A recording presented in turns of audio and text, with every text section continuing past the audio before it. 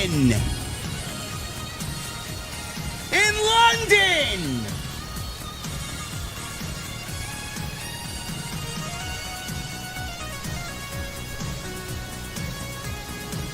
You know, I know there's a bunch of theories, a whole lot of speculation about Oba Femi and Jey Uso. Bro.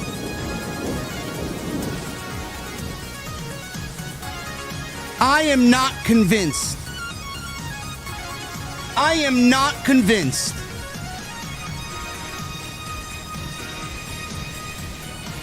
I still have this sinking feeling in the pit of my stomach that we're going to crown King Yeets on Saturday afternoon. I don't want to believe it. I can't believe it. But we may be embarking on the worst creative decision of the entire year. Maybe in all of Triple H's administration. Monday Night Raw was a snooze fest, and they put the O2 Arena to sleep. But it's happy hour, and we're going to be serving our fine patrons in the OTS Beer Garden this afternoon. And on this Monday afternoon, I want to know, what the fuck are you guys drinking? I'll see you over there.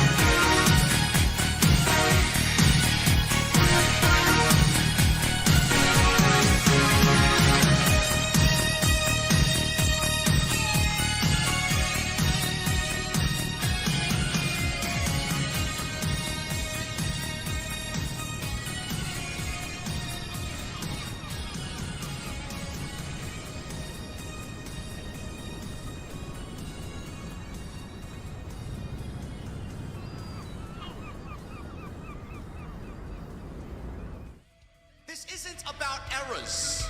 It also isn't about excuses. WWE has failed creatively. AEW has failed fundamentally. So why did Triple H lose the plot? Why did Tony Khan abandon everything that made AEW special? Because nobody is committed to the one thing that actually matters: long-term booking.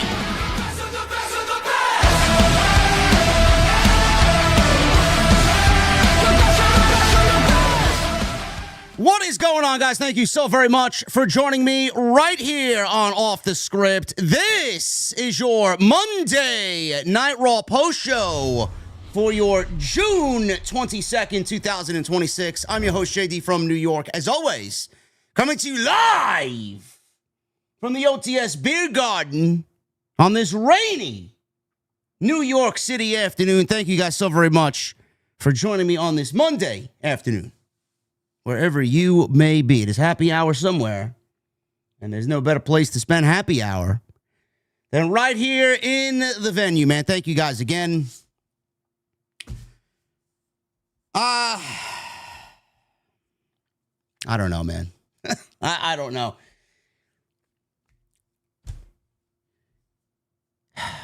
This show was absolute sludge to get through. I never in my entire life thought that WWE would go to London and put the O2 Arena to sleep for 2.5 hours. This was the quietest, this was the most tame London crowd for a WWE show that I think I've seen in many, many, many, many years. Many years. WWE didn't really do anything to give these fans any sort of excitement. And I'm not necessarily blaming the London fans because they are some of the greatest fans on the planet. But this goes to show you what we've been saying, and it's not us. It's not me. It's not the next schmuck who's streaming. The current wrestling product here in the United States is fucking awful. There's no creative risk. There's no creativity, period. There's no captivating characters that we want to invest our time in. Everybody that's writing for these companies, I don't think understands the gravity of how important episodic, true episodic, week-to-week television is to the overall health of, say, a flagship show like Monday Night Raw.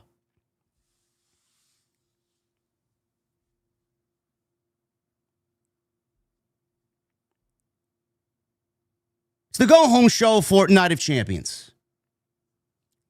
9 times out of 10, if you were to say that I'm not watching this show, they don't do anything anyway to further any storylines or enhance on anything they've already built going into the pay-per-view, you would be correct.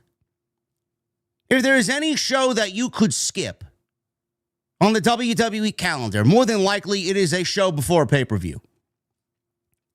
Triple H did absolutely nothing to get you excited about anything happening on Saturday afternoon in Saudi Arabia at Night of Champions.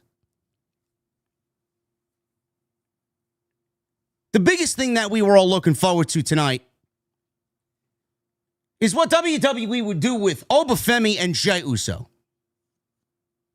We all figured that there would be a face-to-face. There'd be words thrown back and forth, getting us ready for what is to come, which I don't know if you guys heard what's going on. The King and Queen of the Ring matches are taking place on ESPN. They are starting the show. If you needed any further confirmation on if Brock Lesnar's going to be in Saudi Arabia, Brock usually shows up first and then goes the fuck home. I don't want to throw it out there and be a damper on anybody's mood here on this Monday, but WWE announced that the King and Queen of the Ring matches will be taking place to start the show. So Oba and Jey Uso are going to open the show.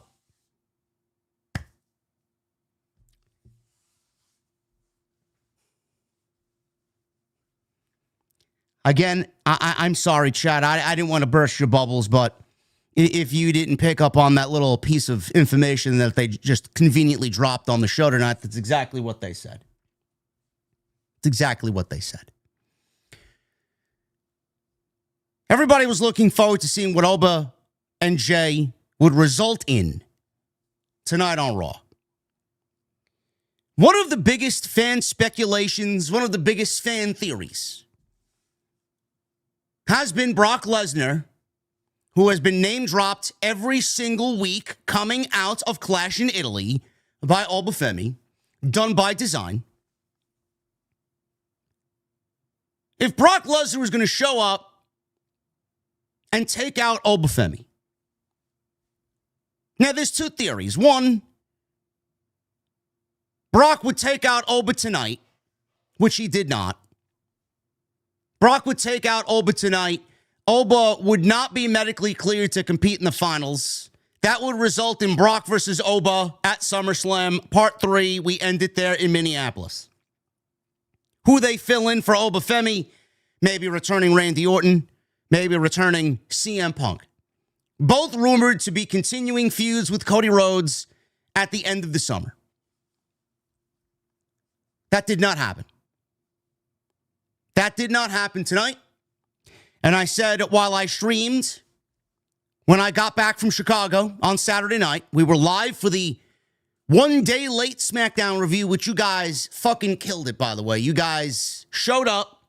We did over 35,000 views live for that particular stream. You guys are awesome. I said it on that night. I said it on Saturday night. I am giving it till Monday.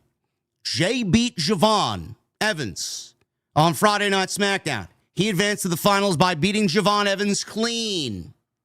Javon sold the rib injury that he suffered from Bron Breakker on Monday last week. But Jey, pretty straightforward, beat Javon Evans. I said it Saturday night. I'm giving it till Monday to see if Brock Lesnar shows up and answers all of our prayers. He did not answer any of our prayers. Now we go into Saturday and we have legitimately one WWE show left, which is being taped tomorrow and will air at its normal time slot Friday, 8 p.m. I can only hope the crowd is a little bit more lively for what happens tomorrow night when they tape SmackDown. Brock Lesnar did not answer any of our prayers. Now we go into Saturday with no Brock Lesnar appearance and a one-on-one match that pits Oba Femi versus Jey Uso in the finals of the King of the Ring tournament. Mixed with what I just told you mere minutes ago, WWE announced that the King of the Ring and the Queen of the Ring will open Night of Champions on ESPN proper. I am to assume that the men will open the show and they're going to want to start the show with Oba Femi. That's tailor-made for a Brock Lesnar appearance because Brock likes to get done, especially if he's not working. He doesn't want to sit around and be there when he doesn't have to. His time is money. This now lends to the other theory that Brock Lesnar will show up in Saudi Arabia. Cost Oba Femi when the clock strikes 12. Cost him the King of the Ring. We got a match between Oba and Brock at SummerSlam 3 in Minneapolis. Jey Uso goes on to win the King of the Ring and challenge either Cody Rhodes, which Roman wants him to, or he could challenge Roman Reigns and defy the Tribal Chief, which is still very much on the table, seeing that him and Jacob Fatu do not get along, and Roman is really giving Jacob Fatu preferential treatment. He's now the new henchman. He's the new right-hand man of this Bloodline 2.0.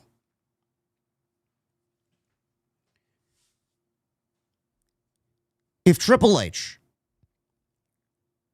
legitimately books Brock Lesnar to cost Oba Femi the King of the Ring, and we are stuck with Jey Uso challenging either of the world champions, this may be the worst creative decision that the man will ever make as long as he is head of creative for WWE. If Jey Uso wins the King of the Ring, Triple H should actively be removed from creative. I've heard all these theories. Oh, well, JD, why don't you speak for yourself, man? JD, you gotta understand Triple H. He's having the strings pulled by Ari Emanuel, JD. Motherfucker, Triple H is making these decisions on his own.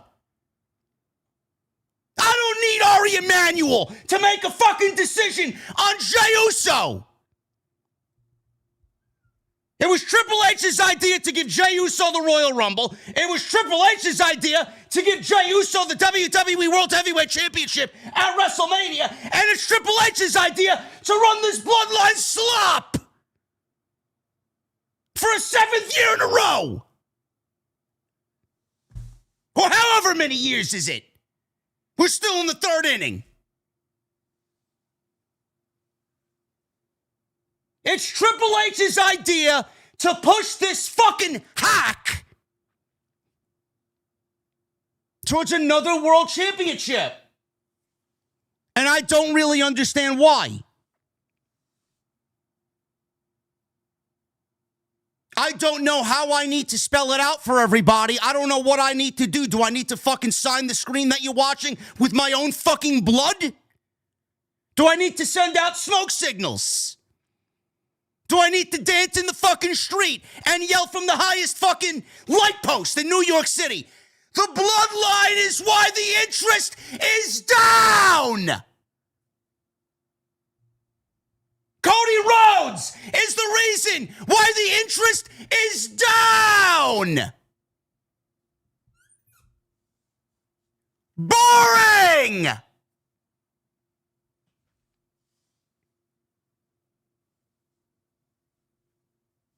Nobody wants to see Jey Uso versus Cody Rhodes. No one wants to see Jey Uso versus Roman Reigns. I don't know what the fuck has possessed these people, but they must hate professional wrestling.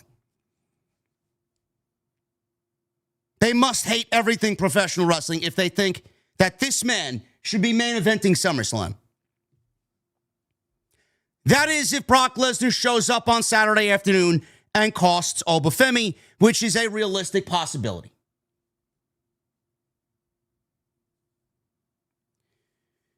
The other fan theory, which is less likely, but it's still very much on the table.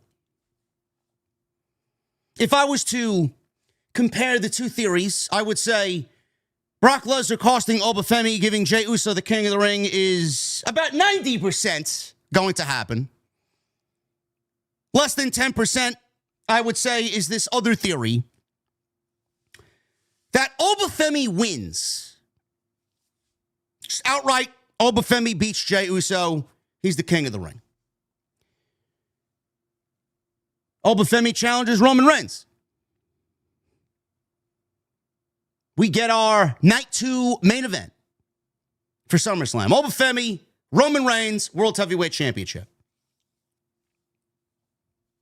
He could challenge Cody Rhodes. That's not off the table either. He could challenge Cody Rhodes. But Roman Reigns, he made mention of Roman Reigns tonight. And I think that's the match that the fans want to see.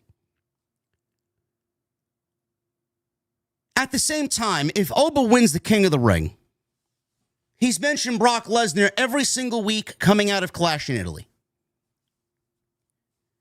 The other theory is Brock Lesnar shows up, takes out Oba. I mean, if he wanted to take him out, you might as well just go all the way and take him out and not have him win King of the Ring after he's already exclaimed that he wants Brock Lesnar's head as a trophy on his mantle, and he called him a bitch and questioned his manhood. I mean, if I'm Brock Lesnar and we know anything about Brock Lesnar over 25 years, I would say that Brock Lesnar is going to fuck Oba Femi up and show him who the boss is. And that's take King of the Ring away from him. But just say, if Oba beats Jey Uso, Oba challenges Roman, and we still have this shadow of Brock Lesnar looming over Oba Femi. The other theory is Brock comes back, Brock challenges Oba to a match in the main event of night 1. I don't know if they'll go to these lengths. Maybe Brock puts his career on the line. Maybe Oba puts a championship opportunity on the line. I don't know the ins and outs of what they may be thinking. All I know is the other theory is Oba wins King of the Ring. Oba wrestles Brock on night 1. Oba beats Brock on night 1. Oba gets Roman on night 2.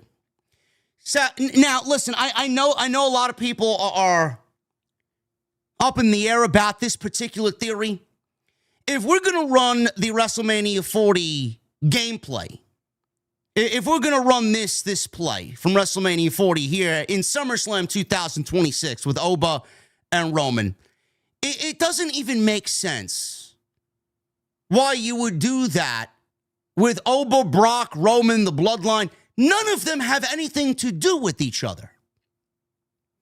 The thing that made the 2-night ordeal special is that everything that happened with the characters on night 1 directly was television, the main part of television, for 2 months. Everything that happened over every week of television led to that night 1 which then had a direct effect on what happened on night 2 with the same characters.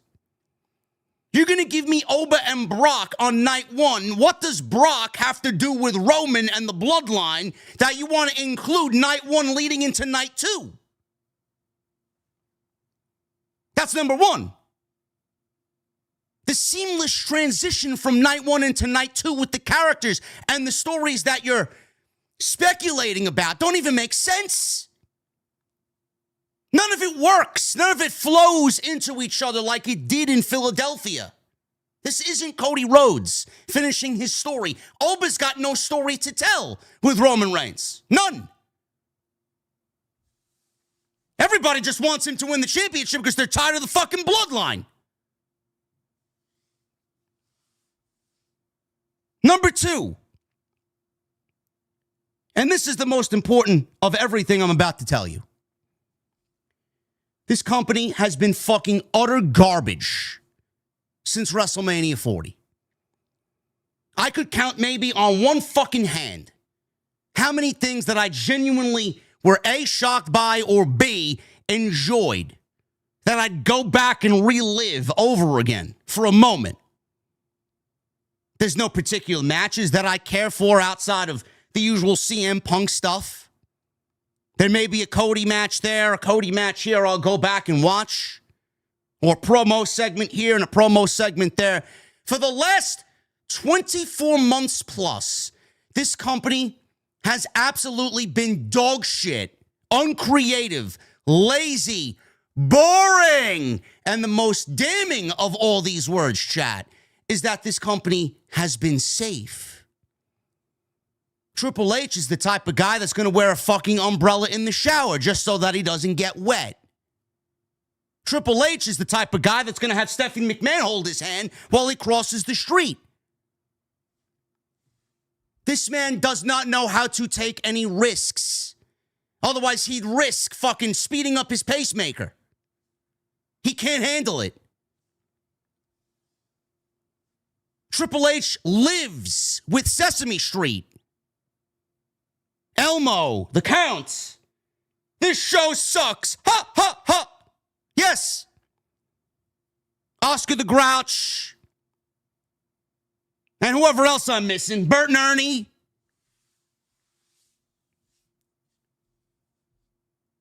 Do you genuinely think, after everything that you've been given, after every feeling that you've been given, after every situation that you've been given, where the company refuses to take zero risks, where the company refuses to hand out wins and losses and have to dance around wins and losses because they're so afraid to beat people, which is a fucking epidemic in pro wrestling, not just in WWE.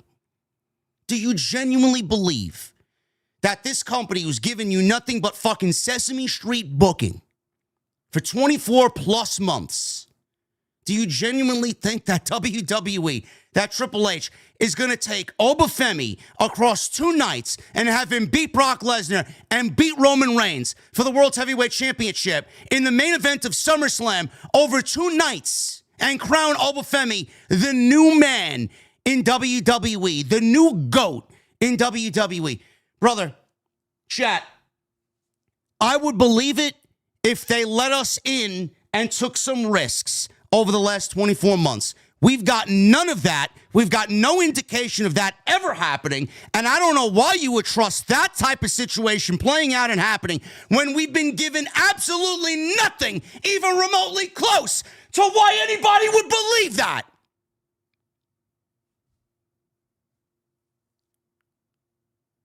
What has the company done in the last 24 months that you think WWE is going to play that same scenario out at SummerSlam? My first feeling towards that is it's not going to happen. Could it happen? Sure. Sure. Do I see it happening? No. No, I don't. That would be WWE really going against everything they truly believe in. Everything. Should Oba be the world heavyweight champion? Yes. Yes, he should. Would I prefer Oba Femi as the world heavyweight champion over Roman Reigns? Yes. Yes, I would. Everything that Roman Reigns is doing right now does not require him to be the world heavyweight champion. He's done nothing. He's back to taking several weeks off at a time, only to come back when things really need him. He's got Jacob there. He's got Jimmy. He's got Jay. We're slowly settling back into what we were doing in 2023.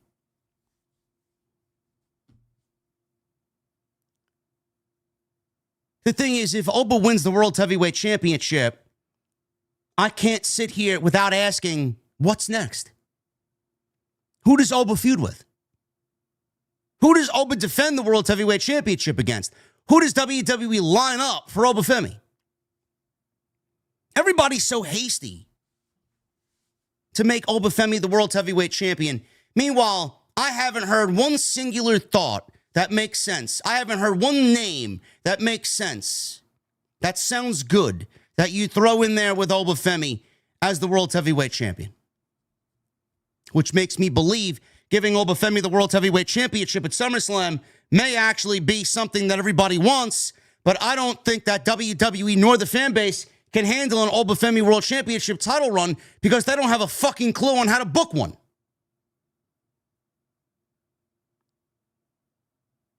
So if that's the best that we got, if I don't know is the best that we got, I think we should wait on crowning Oba at WrestleMania. Having him win the Royal Rumble and having him win the title at Mania is a real symbolic way to say, this is our fucking guy now. Not winning King of the Ring, not wrestling Jey Uso, and not doing it over a 2-night SummerSlam.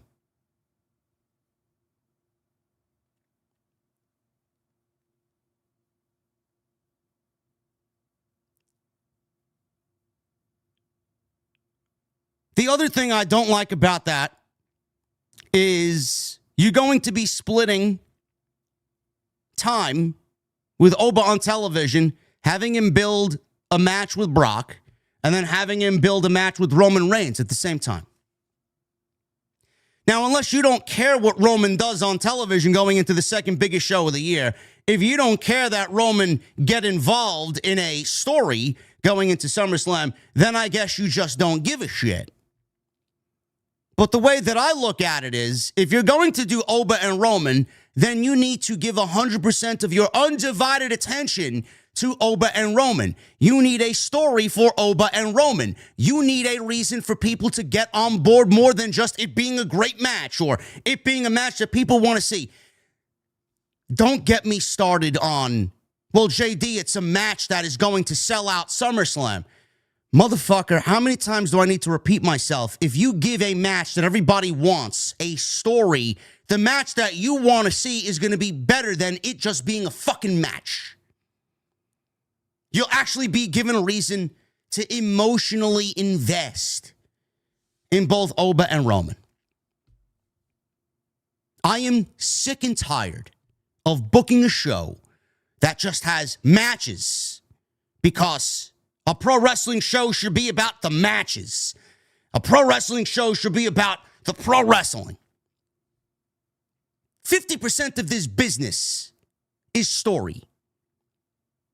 Half of the reason why you care is because you invest in the story that they're telling.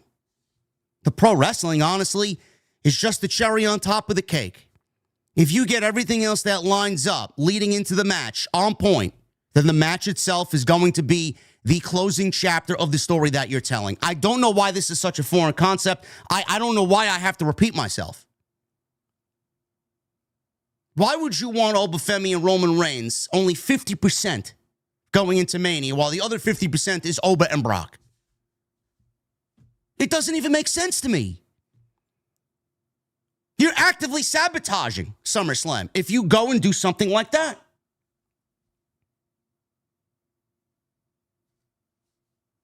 So no Brock tonight. We got no Brock. He didn't take Oba out of the tournament. We got no fill-in, no Randy Orton, no CM Punk. It is Jey Uso versus Oba Femi, and apparently it's going to open the show. And you all know what that means. Brock flies in, Brock does his spot, Brock flies home. We could realistically be looking at King Yeet by the time we are live on Saturday afternoon. We could realistically be looking at Jey Uso versus Cody Rhodes for the WWE Championship.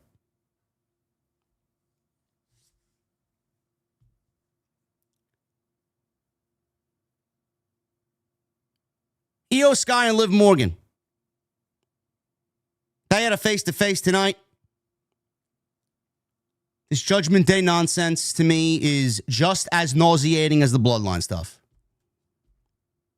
I don't know how you guys feel about the Judgment Day. I don't know how you look at the Judgment Day.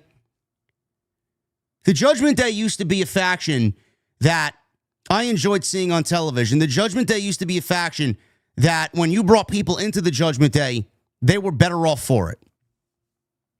Now we got Dominik Mysterio and JD McDonough being electrocuted by Danhausen. Liv Morgan is screeching her way, saying she's the greatest women's champion of all time. Meanwhile, this is one of the most worst, deplorable reigns in the history of that title. She hasn't defended the title once since winning it at WrestleMania. And she's in a tournament, which is fucking ridiculous, that is set up beforehand to find an opponent for her at SummerSlam. Meanwhile, she's going on this crusade of saying, I want all the gold. Well, why don't you worry about the gold that you got on your shoulder and maybe defending that gold against other women in the division? Instead of worrying about the other championship. Or unifying the championships, which is never going to happen. I don't know what we do with IYO or Liv. I don't know if IYO wins the Queen of the Ring and challenges Liv again at SummerSlam. I said it on Friday. If we're getting the match on Saturday, I don't really care to see it again 4 weeks, 5 weeks later at SummerSlam. Unless IYO wins and challenges Rhea at SummerSlam. We'll try and flesh out the Queen and King of the Ring and the Night of Champions predictions. Bron Breakker and Seth Rollins are headed towards a steel cage match. Bron Breakker took Rollins out of the King of the Ring tournament. And Seth Rollins cost the Division the Tag Team Championships tonight against the Street Profits. And Lyra Valkyria turns heel. Yes! Bird Lady has gone rogue. She's left the nest. She turned heel on Bayley. And I actually don't mind it. We're going to talk about Monday Night Raw tonight. Right here, this is your Monday Night Raw post show for your June 22nd, 2026. Again, thank you guys for a great Saturday night, man. We killed it with the SmackDown stream. Makes you wonder why I'm not covering the show on Saturday nights instead of Friday nights. Either that or you guys really missed me on Friday. I don't know. But you guys killed it on Saturday night, man. Thank you for the great SmackDown turnout. We got a great week coming up. We got tonight. Obviously, we got tomorrow morning with Jonathan Coachman. I'll be live with the coach for the 2 count. We'll talk about Night of Champions and this TNA stuff this week, man. There's a lot of TNA news. People being removed from positions, people being released and fired, people being brought in to fill those creative roles. We'll talk about all that stuff. And then obviously tomorrow night, Tuesday Night Titans, episode 152 with the Solid Monster. We're going to have a great time tomorrow, so make sure you are strapped in for some great content. As usual, just call me Mr. Tuesday. Hit that thumbs up, hit that subscribe button down below. Try for 700 likes is a nice modest goal. We're more than halfway there. Super chats are open. Get them on in. We'll hang out at the end of the show. It's the best way to support what we do here. Any questions, comments, concerns, thoughts, opinions? Chime in via the super chat. Like I said, go check out all the great content from last week on the channel. It's all on the homepage. Go pick yourself up a t-shirt You guys are supporting really well with these, man. I'm happy to see it. TNT's newest design. Right now available on fourthwall.com. Link is down in the description, so go and check that out. And I want to thank those who have recently picked up this great-looking design. Again, now available on fourthwall.com, the home of OTS and Tuesday Night Titans. And tonight we're sponsored by my great friends over at Blue Chew. Get Blue Chew Gold, courtesy of the podcast. Code JD at checkout. You buy 2 months of Blue Chew Gold, you get the third month for free. Plus, you're going to get 10% off and free shipping for your first order. Blue Chew Gold at BlueChew.com. Code JD at checkout. I want to thank them for always being a great friend and a great sponsor right here on Off the Script. Start things off here with Monday night right at the top. And we get Oba Femi. This was the loudest. This was the loudest that the O2 Arena was on Monday night. They did not get any louder than this for Oba Femi. I like this thing. I don't know when they started doing this. I don't have a time frame of when they started doing this, but they show Oba's silhouette. Must be a couple of weeks old at least. Really just kind of noticed it tonight, honestly. But they got this big spotlight in the crowd and Oba, his silhouette in the crowd. His shadowy silhouette when he's in the ring. Love it. It's fucking great. So he struts to the ring. He says he is backed by destiny. And he said, she's been very kind to me. He said destiny allowed him to slay the beast and get this far in the tournament. He said destiny is still on his side. So this weekend at Night of Champions, he's going to become the new King of the Ring. He said, should he go after the WWE Championship or World Heavyweight Championship if he wins, he only has these two options in front of him. He was interrupted by Jey Uso. Jey Uso took his time to get to the ring.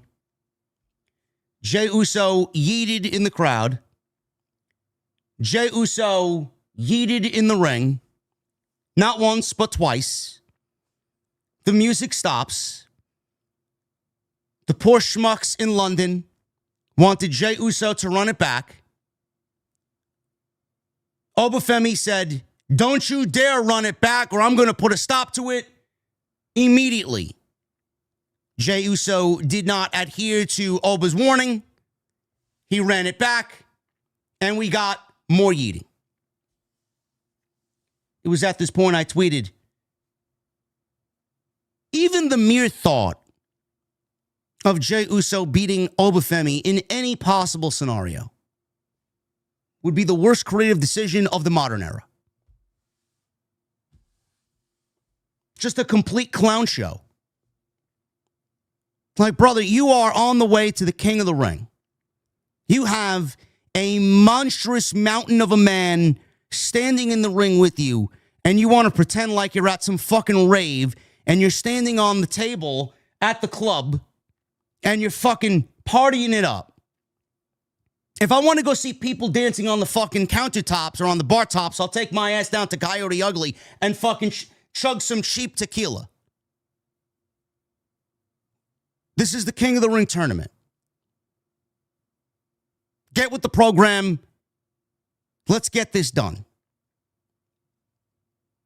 I don't understand why he continues to want to party. Now he wants to party. The last few weeks he was all mega serious about LA Knight. Now he wants to fucking party. Bro, when I told you that this man was so out of fucking breath, I mean, I know everybody's cardio is probably not where it needs to be. Jey Uso was so out of breath, bro. He could not even string together multiple words in a sentence. for this promo. After every 3 or 4 words, he had to take a huge, deep breath to make sure he got his breath.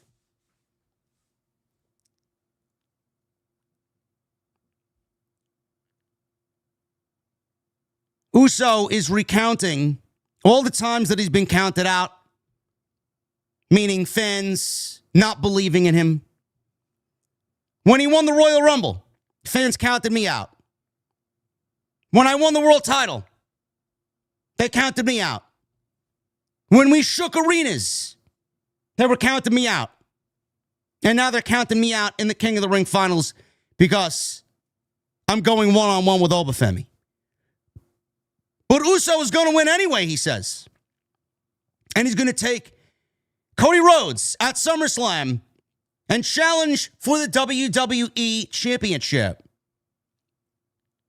And then he says that was Oba's one warning shot. And he does this thing now where he makes the gun's hand signal and he's pow, like he's playing fucking cops and robbers now. Either that or he's taking some influence from Kenny Omega. And then he throws the ones in the air.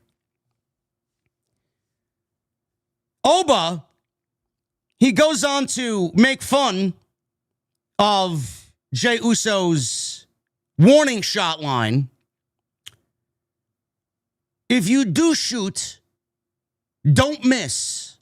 Because if you do, I will destroy you. And if you don't, I will still destroy you. He said at the end of the day, he's not the family member he is ultimately concerned about. He told him to tell his cousin he is coming for him. He didn't mention Roman Reigns by name. Is he talking about Roman? Is he worried about Roman? Is he worried about Jacob Fatu? I don't know. This didn't really do anything to get me any more excited about this match. In fact, the fact that we didn't get Brock Lesnar has me more concerned than excited. I don't want to repeat myself after I open the show and open the podcast tonight talking about my feelings on Oba and Jey Uso.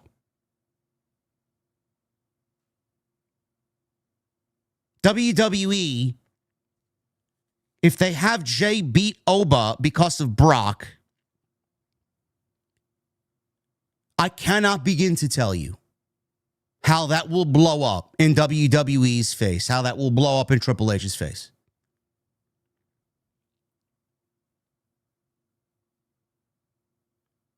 People might actually be calling for Triple H's head instead of Brock Lesnar's head. Oba wants Brock's head. The fans are going to want Triple H's head on their fucking fireplace mantle.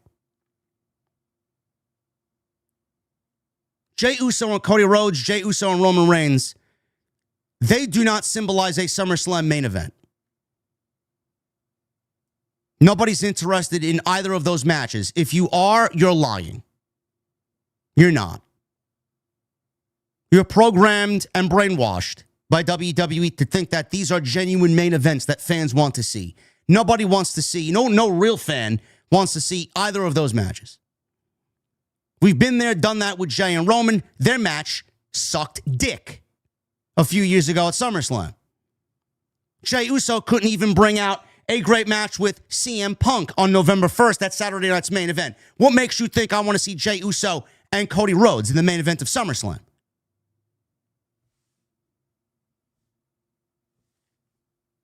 If WWE does Oba and Brock on night 1 and Oba and Roman on night 2, with Oba beating Jey Uso on Saturday, I could see it.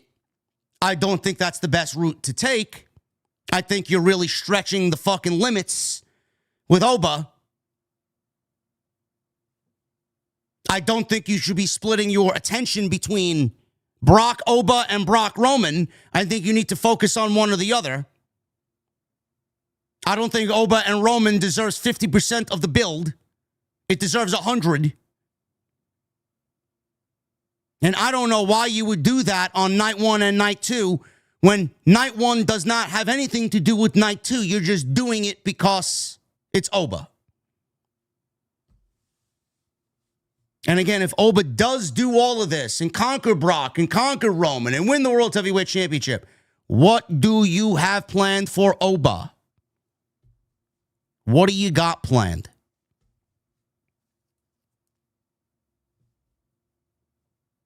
You know, a lot of people really aren't even taking this into consideration either.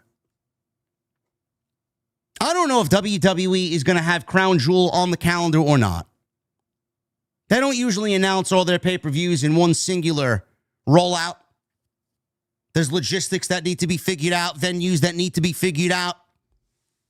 If Crown Jewel is going to take place, as it has the last couple of years, that gives us WWE Champion versus World Heavyweight Champion. Do you think WWE is going to bypass Roman Reigns and Cody Rhodes as their world champions? You think WWE is going to bypass a Roman versus Cody 3? If they have it accessible to them, they will do it. That match sells out the building on its own. On the other hand, if you got Rhea and Liv holding the world championships, then you get Rhea and Liv, and we go back to that as well.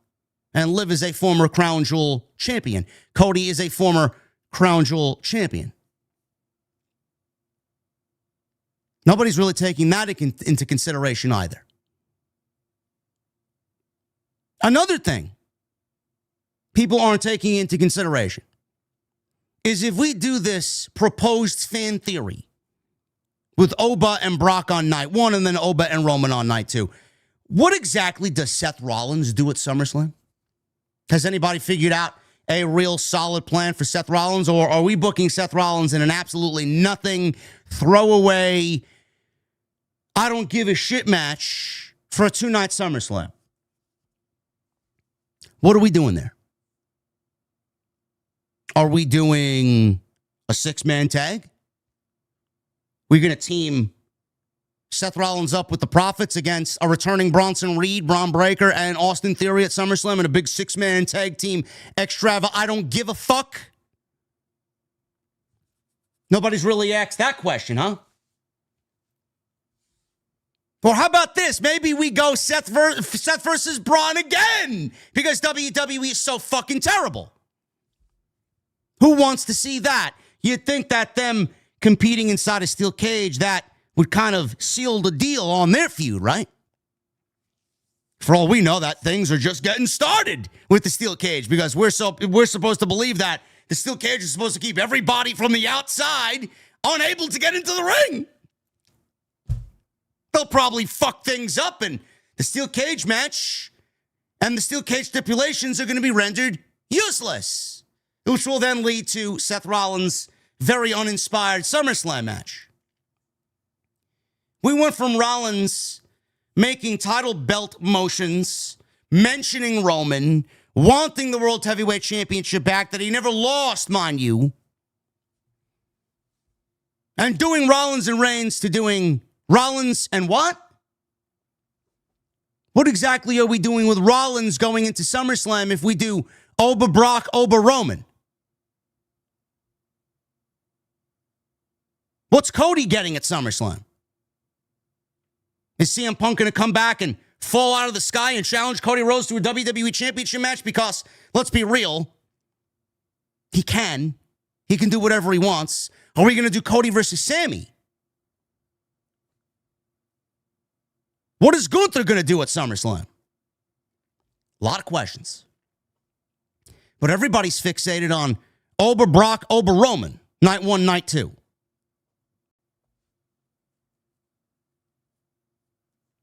WWE has a whole lot of shit just staring them in the face. Yeah, we're sitting here terrified out of our fucking boots that we may get King Yeet. Bro, if there's anybody any less deserving of a King of the Ring, it's Jey Uso. And I don't mean that personally towards Jey Uso. I don't know Jey Uso. But the way that Jey Uso's been booked and the way Jey Uso's been presented, it makes Jey Uso that much less desirable in the eyes of the fans. Fans do not want a plunger taken to their mouth, shoved down their throat in regards to a specific talent. We've been there, done that so many years with Vince McMahon, and now Triple H is doing that with Jey Uso. This is where WWE fucked up. If you had visions of Brock and Oba, then you should have stuck with Brock and Oba. If you wanted Brock and Oba, Brock should have already showed face already and ruined Oba's chances of winning King of the Ring. I'm sorry, where's CM Punk again? Is he injured? How much time did he request off? Doesn't he work for WWE and not the other way around?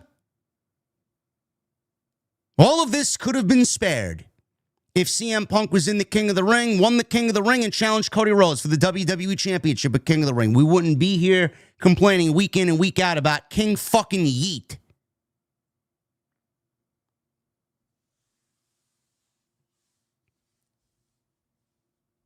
The best course of action for SummerSlam is as follows, in my personal opinion. Seth Rollins versus Roman Reigns. Cody Rhodes versus CM Punk. Now, I don't know how we get there. If they give Jey Uso the King of the Ring, we're looking at Jey versus Cody. Or Jey versus Roman. We might not have any other choice. Just based on what we have in front of us. Jey versus Cody is a realistic possibility. That will not be main eventing SummerSlam for night 2. Seth Rollins versus Roman Reigns for the World Heavyweight Championship. That is your title match. That is your night 2 closer. Oba versus Brock. That will take place. It doesn't happen anywhere else but SummerSlam in Minneapolis. Jade Cargill versus Charlotte Flair. I think that's where we get that done. IYO versus Rhea. That's what I do there. Why IYO versus Rhea? Well, if you look at SmackDown, there really isn't anybody that I want to see wrestle Rhea Ripley, and Charlotte Flair is going to be preoccupied with Jade Cargill. There's nobody else on that show that is worthy of a SummerSlam World Championship match. JC Jane could be in discussion, but WWE hasn't done anything with JC Jane, and they're meddling around with the tag team titles. IYO versus Rhea is the proper way to go. Liv versus Stephanie is the way to go, depending on if Stephanie is ready to come back, which I would say so. That's what we do there. Outside that, I can't figure out what we do. What Sami Zayn does, what CM Punk does, what Gunther does. WWE has a big uphill battle for SummerSlam. Big. Jey Uso and Cody Rhodes single-handedly derails SummerSlam from being great. That match being on the card brings it down to being, I don't give a fuck about anything happening with WWE because Jey Uso and the Bloodline will continue to dominate television.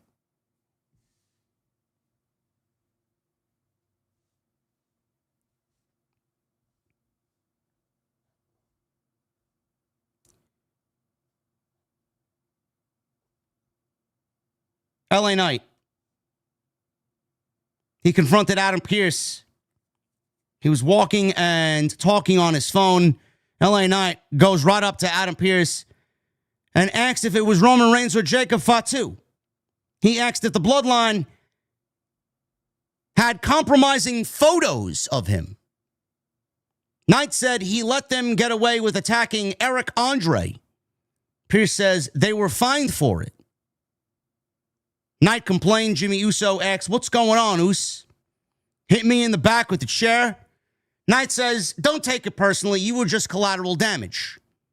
Pierce told him to calm down. Everyone's yelling at each other. LA Knight told Adam Pearce to shut up. Adam Pearce got very angry. Who are you telling to shut up? LA Knight saying, I'm telling you to shut up. He then booked LA Knight versus Jimmy Uso. LA Knight then looks at Jimmy Uso and says, I got an idea. How about me and you in the ring tonight? Jimmy Uso then said, Adam Pearce just said that. What are you talking about? I didn't hear what he had to say. I think this is a great idea. Are you down or not? Match was made. LA Knight versus Jimmy Uso. Yeah. I like the interactions between all three of them. It felt real. Again, I'm going to say it again. I think the interactions between LA Knight and the Bloodline are real and genuine, and you can feel it because that's how he legitimately feels. He is frustrated. You sense, you feel his frustration through his character work. Jackie Redmond interviewed Lyra Valkyria and Bayley backstage. Lyra says they need this win, and this is their time. Bayley says they've been the best tag team in the division for a very long time, and tonight they are going to prove it. She said Lyra got the match for them tonight. She said their trust and teamwork will make all the difference. Too bad you're wrestling Brie Bella and Paige, who I don't give a single solitary shit about. Never mind them, I don't give a shit about the women's tag team titles either. Absolute mid-card fodder are the women's tag team titles. Paige is back in England. Lyra started things off, drop-kicked Paige. She was right out of the gate. House on fire was Lyra. Bayley tags in. She got a near fall with a roll-up. Brie got the tag. She and Paige double-team Bayley with a big bulldog. Paige gets to the ropes. Brie comes in, delivers the yes kicks. Bayley comes right back, hits Brie with a Bayley-to-belly suplex. Paige yanked Brie out of the ring to break up the cover. So the babyfaces were going right for the kill. So we go to a commercial break after Paige pulled Brie out of the ring. Bella came off the middle rope, drop kick to Bayley. We got both teams making tags. Paige was the recipient of a hot tag. In London, I'm not surprised. Paige went for the Paige Turner, but Lyra countered into a Nightwing for a 2 count. Bayley went for a Bayley to belly on Brie. She got sent out to the floor. Lyra hits a Fisherman Buster on Paige. She looked for a second one, but Paige held on in the Fisherman Buster and delivered a Rampage on Lyra, dropping her right on her forehead. 1, 2, 3. Brie and Paige retain the women's tag team titles in a very unenthusiastic, uninspired match that only went 8 minutes. The tag team titles and the match itself were background noise for what happened after the match. So Bayley, she was on the outside and she was late to break up the cover. She did not break the cover up. Lyra was pinned. So she gets in the ring. She's patting Lyra on the back. She's hugging Lyra. She's like, it's all right. We're the best. We're still the best team. We're both the best. She helped her up. Lyra all of a sudden snaps and attacks Bayley. She takes Bayley down, starts throwing bombs and rights and lefts, and then delivers a Nightwing to Bayley. As producers and agents and referees come out to pull Lyra off of Bayley, asking Lyra, what got into you? What do you think you're doing? Said Jessica Carr.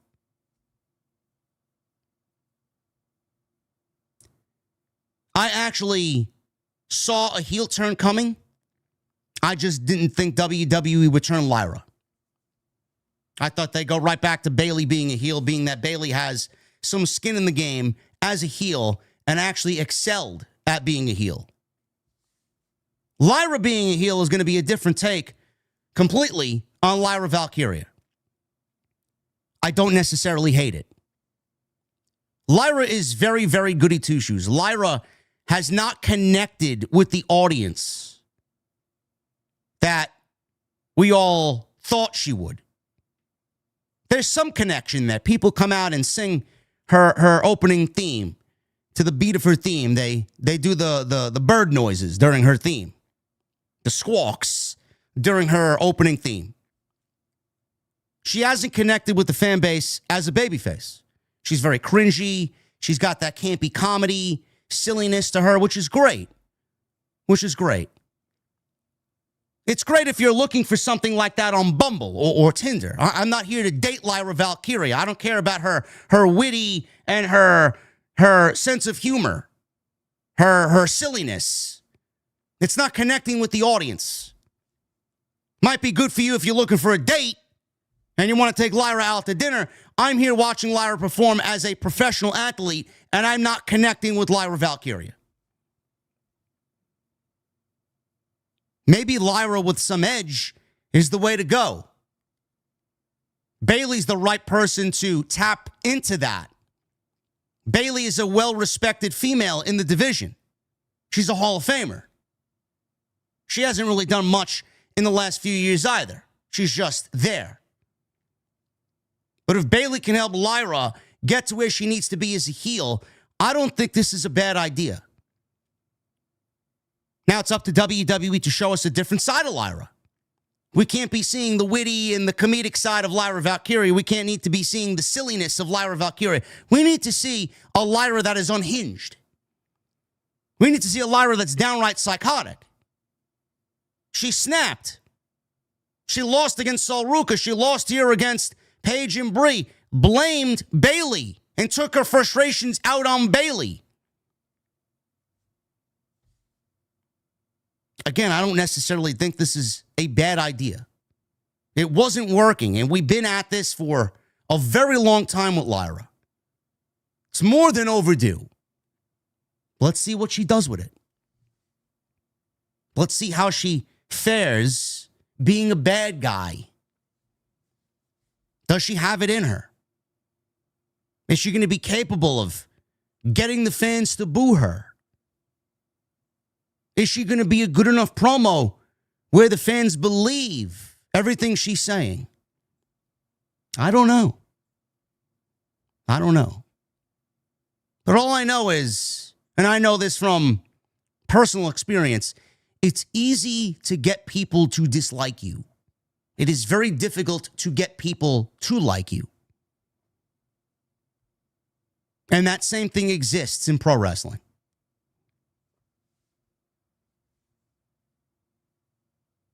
Chad Gable. He made his ring entrance. I'm still not sold on this new Chad Gable theme song, but this is what we're given. He says he's had one hell of a month. And it all started when he lost his mask in Mexico. He said losing the mask showed him he lost more than the last couple of years, including his self-respect, his reputation, his dignity, and he lost some really good friends. He said Rey Mysterio taught him it's never too late to right some wrongs. But I also realized that I have a few more people to apologize to. So he invited Otis, Akira Tozawa, and Maxine Dupree out to the ring.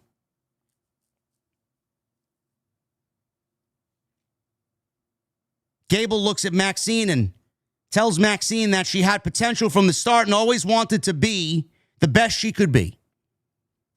He said she won a singles title, which she hasn't accomplished yet himself, which is unreal to me. He says the way that he treated her was pathetic, and that is all his fault. He told Tozawa that he has the heart of a lion, and he tried to smother him and hold him back. He said the way he treated him was pathetic and embarrassing. He told Otis that he is the most loyal friend anyone on this planet could have. He says he would have taken a bullet for Otis. His voice starts to crack and he starts to get overly emotional when he's talking to Otis because they've been friends for 20 years plus. He misses Otis. He says they trained at the Olympic Training Center together and he held his girls in his arms the day they were born. He says he threw it all away because he wanted the Intercontinental title more than his valued friendship with Otis. He said the three of them don't owe him a thing, but he owes them an apology. He looked at them in the eye and said, "I'm sorry." Otis turned away and offered, or after Gable offered a handshake, he looked at Maxine, he looked at Tozawa, he contemplated. He was about to shake Gable's hand when Maxine stepped in between Gable and Otis. She said she used to believe every word that came out of Gable's mouth, but now she sees everything about him is nothing but a lie. She says all they want to believe him, or they all want to believe him, and they want to give him a second chance. But she does not want to give Gable a second chance. Fans are starting now to boo Maxine Dupri. She asked Gable all the things that he did, all the things that he did to her, throwing back some of the instances that he was absolutely deplorable to her.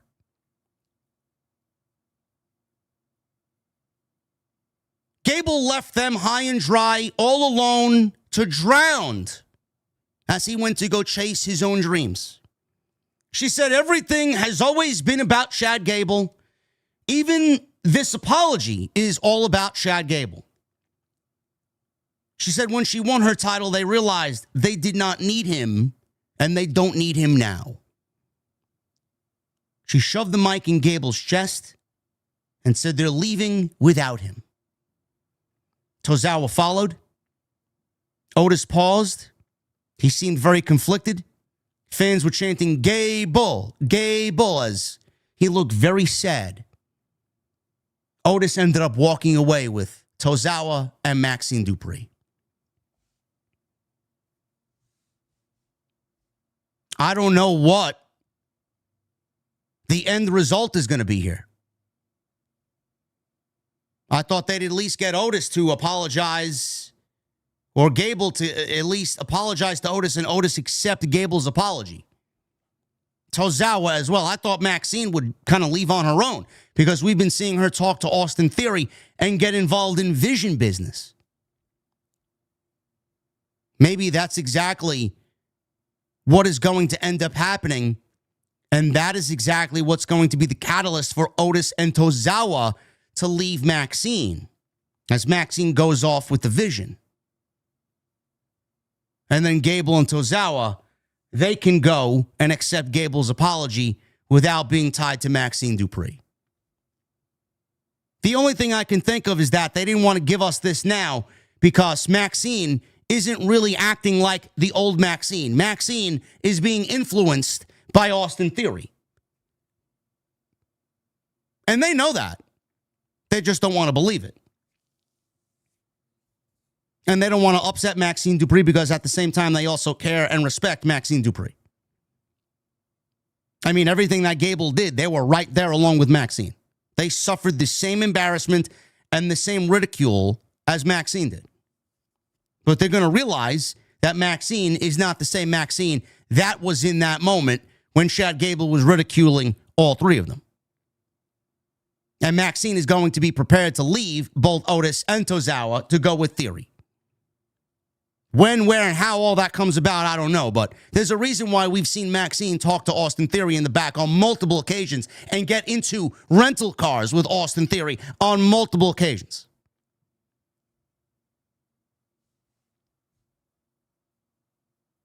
All I want from Gable is I want them to continue to push Chad Gable. All I want from Gable is I want Gable to re-find himself as that fucking killer. I get that he needs to go on this apology tour. I understand that he's upset about his past mistakes, but I don't want to see Chad Gable crying every week. I don't want to see Chad Gable getting choked up and have his voice crack when he's talking to people that he once wronged. I don't want to see Chad Gable being the guy that is so prim and proper and he's got to respect everybody. I need to see Chad Gable be a visceral killer on his way to beating whoever the Intercontinental Champion is come SummerSlam. I don't know how we get there, but enough of the Chad Gable sympathy tour. They clearly didn't want anything to do with him. He needs to go back and find that killer instinct. We do not need to see fucking crying every week Chad Gable. We already get enough of that with Charlotte Flair and fucking whoever else wants to cry every week. Rey Fenix. He went one-on-one with Ethan Page. We got Rey Fenix, or not Rey Fenix, Dragon Lee. Dragon Lee versus Ethan Page. I'm thinking Rey Fenix because Rey Fenix and Penta. I'm thinking how we get them back involved with each other. It's been a normal fucking discussion every week. How we get the tag team title situation back to where it needs to be. And talking about all the luchadors, he apologized, did Gable to Rey Fenix and Rey Mysterio and Penta. Dragon Lee versus Ethan Page, one-on-one. This started off really, really, really slow. Crowd was not into this at all. Which makes you wonder what happened to London tonight for Monday Night Raw. Now, both of these guys are very much in discussion for an Intercontinental Championship. They're all kind of involved with each other. We didn't get Rusev out there, who's been linked to Ethan Page. He was not out there. Don't know where he was. Don't know why he was not out there. I don't know. So, we'll pick it up after the commercial break here. This also went 10 minutes, which is 7 minutes of television time on Monday. Not nearly enough time, but Paige is beating up Dragon Lee. Apparently, before the commercial break, Paige took Dragon Lee's mask and flipped it around and shoved him to the outside. So he was once again disrespecting Lucha Libre. Everybody wants to disrespect Lucha Libre. So Paige is leveling Lee with some forearms. Dragon Lee caught Paige with a big German suplex. Tornado DDT, goes for a cover, only gets a 2 count. Lee then charges at Paige. Paige got a boot up, and that led to a 2 count for Paige. Dragon Lee caught Paige with a big kick as he went to the top rope. Paige caught him. He tried to climb back up there.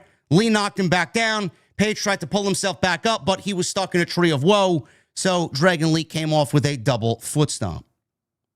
Dragon Lee caught Paige with a knee on the apron. Lee then sent Paige out to the floor with a Hurricane Rana. So you mean to tell me that the WWE from this point on did yet another table spot? Color me shocked. Ethan Page was leaning up against the U.S. commentary table. And Dragon Lee does this tope con hilo that absolutely missed.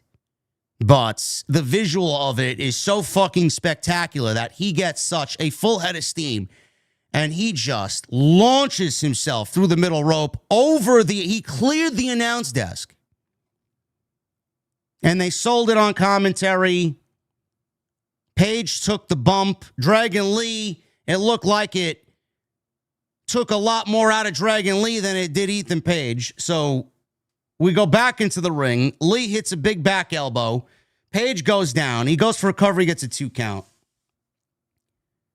Dragon Lee was setting up for a powerbomb. Ethan Page headbutts Dragon Lee in between the legs. Low blow. This was a smart move. Referee didn't see it. So imagine Dragon Lee setting Ethan Page up for a powerbomb. Ethan Page fell down like he was dead weight. Played possum slightly. Lifted his body weight up. Smashed Dragon Lee in the nuts. He then hits the Egoplex, which is his version of the, not really a perfect plex, but It's kind of like a release fisherman suplex. 1, 2, 3. And Ethan Page gets the win in 10 minutes over Dragon Lee. It's basically all she wrote. I don't know where Ethan Page is going to slot into the IC title picture. Does he beat Penta on the way to SummerSlam? Does Chad Gable end up beating Ethan Page? Do we get a multi-man match out of it? I don't know. I don't know where they go with the IC title. All I know is Gable needs to walk out of SummerSlam with the Intercontinental title. I don't give a shit who you put in there with him. I don't care how you do it, what the match is. He is winning the Intercontinental title. That's a slam dunk for Triple H and the writing team. WWE Unreal is coming. Once again, Season 3, July 21st. Apparently, Michael Cole said it's the biggest season yet. I can't wait for it to all be spoiled legitimately on release day on social media. The engagement farmers when something like this comes out is ridiculous. They hang on to every word like it's like, oh man, look, we're getting an inside glimpse of what WWE looks like behind the scenes. Meanwhile, it's all scripted. It's scripted reality. It's a reality program. It's not real. It's not real.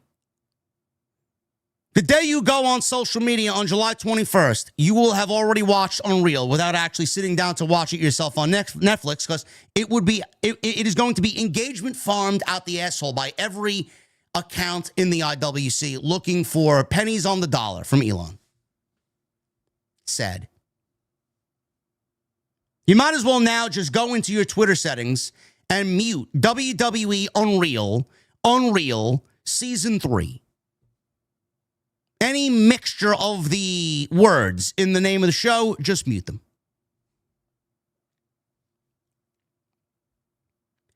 We got a hype package for Sol Ruca that aired. She was not on the show.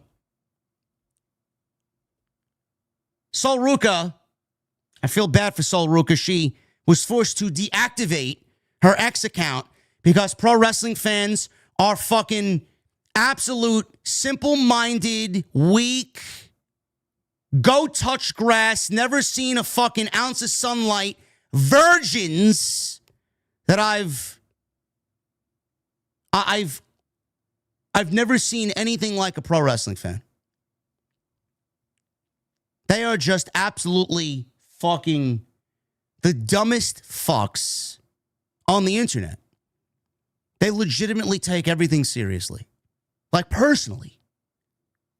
And then they go to lengths. They go to the umpteenth degree to go out there and actually speak to these people, at these people, meddle in these people's day-to-day affairs.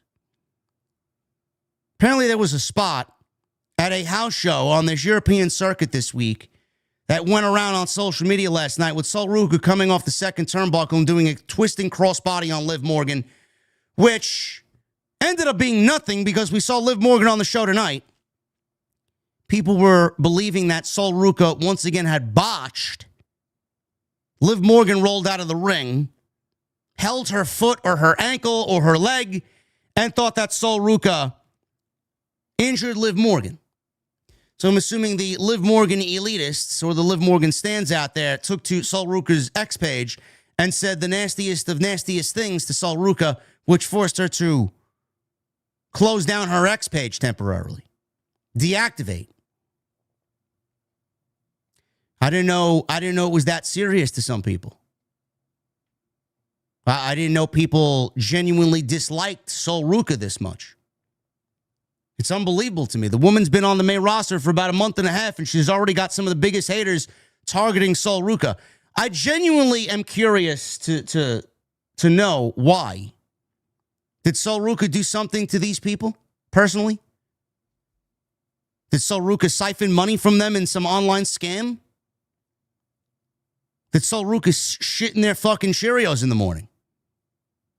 Or maybe it's the fact that they think they have a chance with Sol Ruca and they are jealous that Tyler Bate is the one in bed with Sol Ruca every night.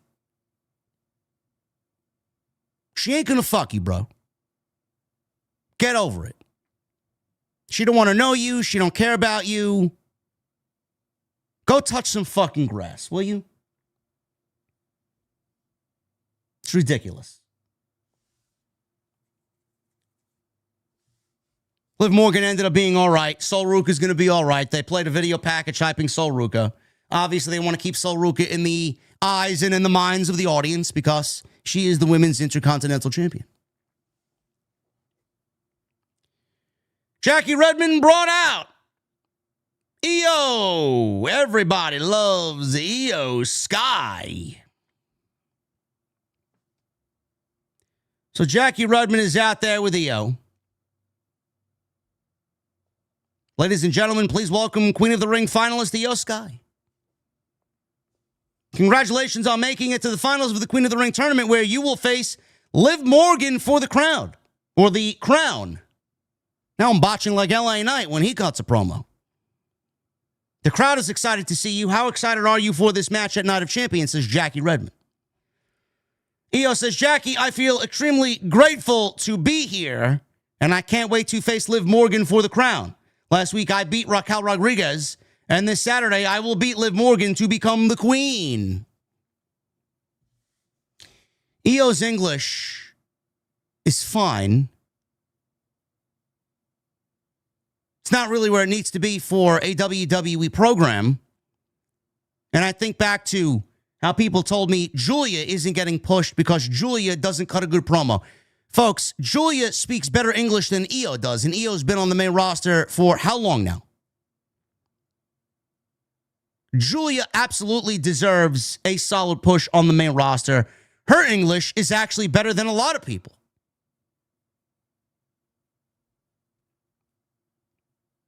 Liv Morgan comes on out, because she's trouble. That's her. Oh, cute little IYO, you must have forgotten when you're dealing with me, or who you're dealing with, she says, because I am the Liv Morgan. When did this become a thing? What the fuck does that even mean? I am the Liv Morgan? How many other Liv Morgans are there, chat? Is there another Liv Morgan that I should be aware of?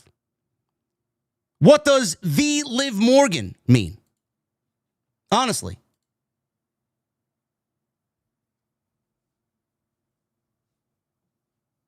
She's the Liv Morgan.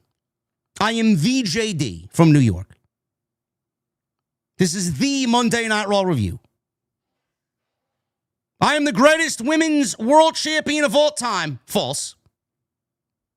False. This is a fraudulent statement. One would have to defend the women's world championship to actually at least say this live on air. How many days are we at now, chat? What, 80? We're getting dangerously close to Jade Cargill's 100 plus days as women's champion with 0 defenses. Maybe the worst women's championship reign of the modern era.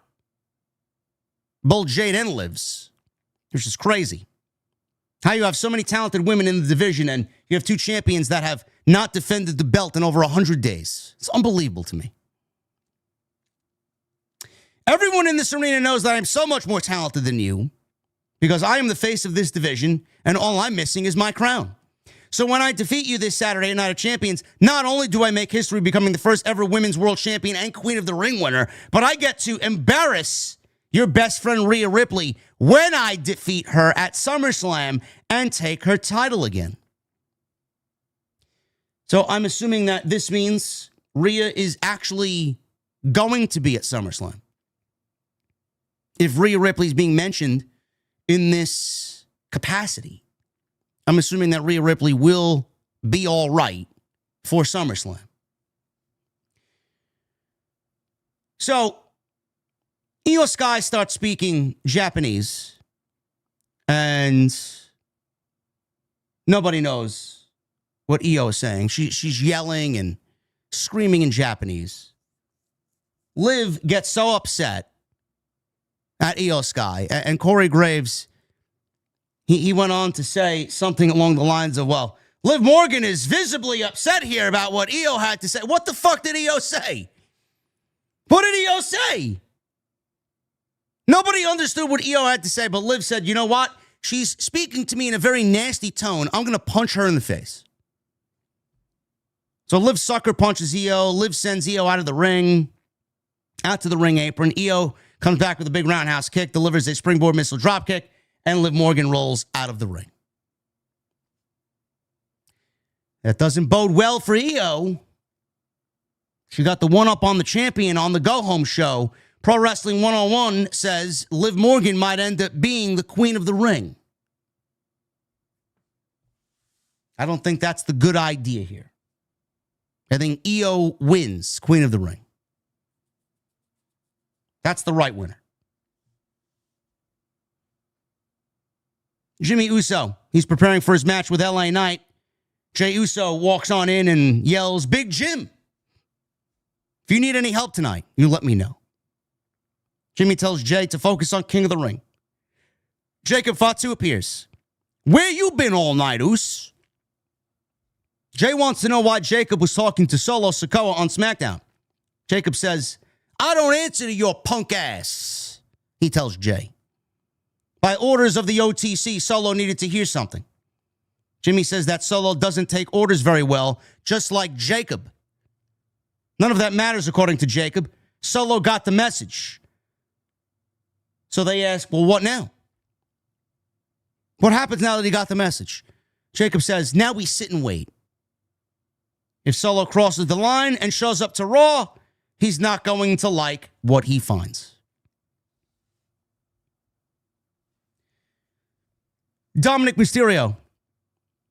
He's with J.D. McDonough, and he storms into Danhausen's laboratory. Apparently, they want their $100,000 back. If you guys remember last week, Dominik Mysterio and J.D. McDonough brought $100,000 to Danhausen for Danhausen to curse Oba Femi. He did not curse Oba Femi and stole the $100,000 because he needed human monies to continue to conduct his experiment. Reportedly, his Baron Corbin experiment. So Danhausen says, well, I don't have your money. They want to know where the money is. I don't have your money. I spent the money on more equipment for my experiments. And he points to something behind him that legitimately looked like a milk crate with fucking dirty dishes in it with wires tapped into it. So J.D. McDonough threatens to steal the equipment that Danhausen said he spent the money on if he doesn't get the $100,000 back.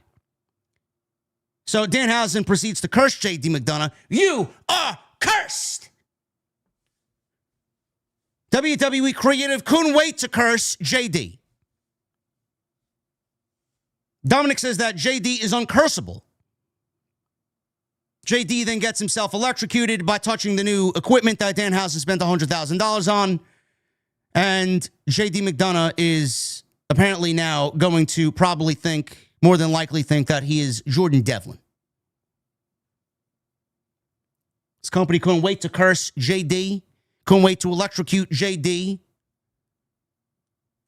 I'm sensing a theme here, sensing a pattern.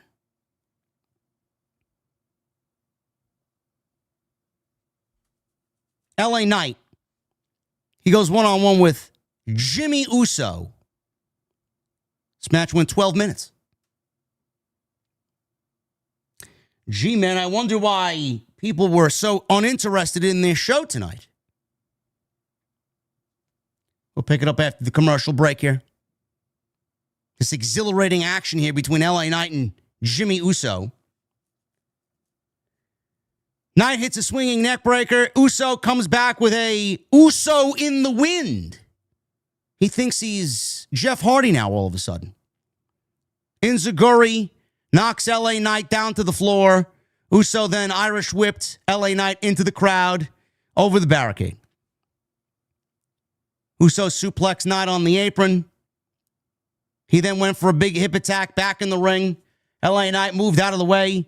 Knight delivers a big DDT. Both guys double down. So Knight gets up, punches to the midsection. LA Knight hits a flying clothesline, side Russian leg sweep. LA Knight caught Uso with a back elbow, and ran into a big Uso Samoan drop. Uso hit a big kick. LA Knight comes back with a big power slam, elbow drop, 2 count. Jimmy then catches LA Knight with a super kick. He goes for a quick cover. He only gets a 2 count. He then went up top. He went for the Uso splash, I'm assuming. LA Knight cut him off.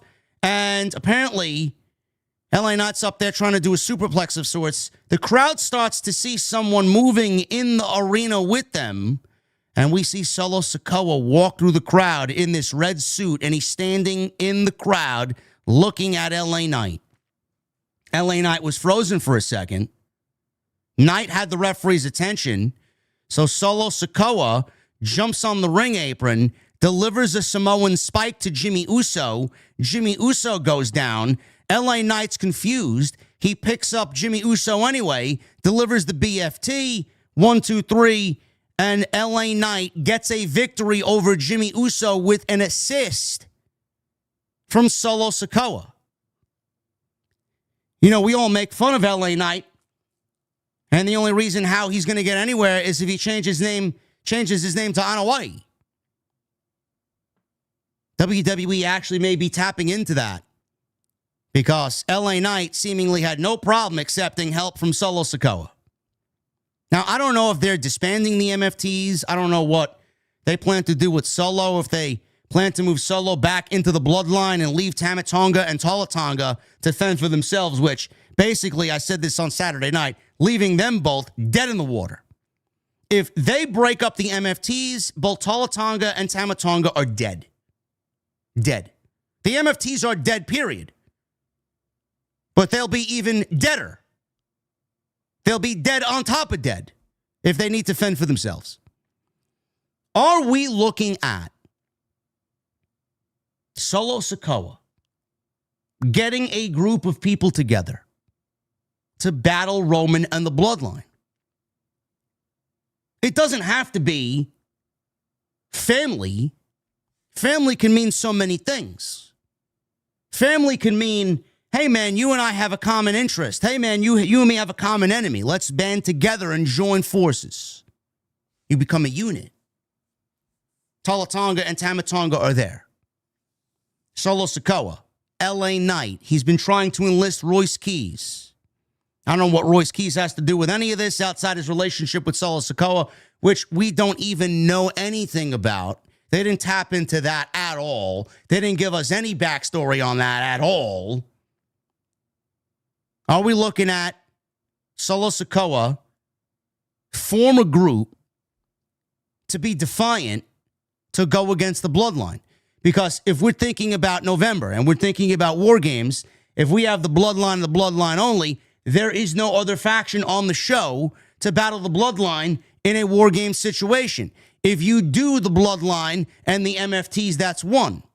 But if you break the MFTs up, it's going to be a collection of baby faces that have a problem with the Bloodline. And we've seen that. That seemingly is the case every year. How many times have we seen a collection of baby faces, whether it's led by Punk or it's led by Cody, against the Bloodline? Could we be looking at Solo Sikoa gather everybody up who defies the Bloodline? We've talked about, what does LA Knight need? What does LA Knight need to do? LA Knight's already said, I feel the crowd reactions are less than what they were a few years ago for me. He says he needs something to sink his teeth into. He described that he's a man on an island all by himself. He's a man without a country. He's got good on-screen chemistry with his family. It's not going to result in him going anywhere. It's not going to result in him winning a world championship. But he is on TV. He is in a storyline. He's mixing it up with the biggest names that WWE is currently pushing on TV. It doesn't mean anything for him because we all know it's not going anywhere. We all know what exactly is going to happen to LA Knight. Disappointment. But how do we break him out of this vortex he's in? What does he do at SummerSlam? What does he do? Does he wrestle Jacob Fatu? Is anybody interested in that? I know I'm not. They didn't really light the world on fire wrestling over the United States Championship. Does LA Knight wrestle Jey Uso at SummerSlam? It looks like Jey Uso's on his way to wrestling Cody Rhodes or Roman Reigns. Maybe LA Knight versus Solo Sikoa is the plan. I have no fucking idea. But the one thing that people really throw out there as a possibility, how do we fix LA Knight? How do we change LA Knight? Why don't we turn LA Knight heel? Could we see LA Knight join Solo Sikoa? Do I think that's the direction? No, I don't. That would be weird. But it would play into the ongoing issue that he has with Roman's bloodline. Maybe he buys into what Solo's selling him. I don't know. I genuinely don't know. I don't like any of it. I really don't. This is SummerSlam we're talking about, chat. SummerSlam.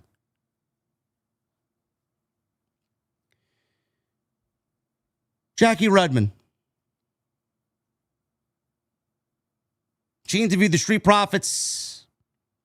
They have the opportunity to become 5-time tag team champions, and they want the Vision smoke.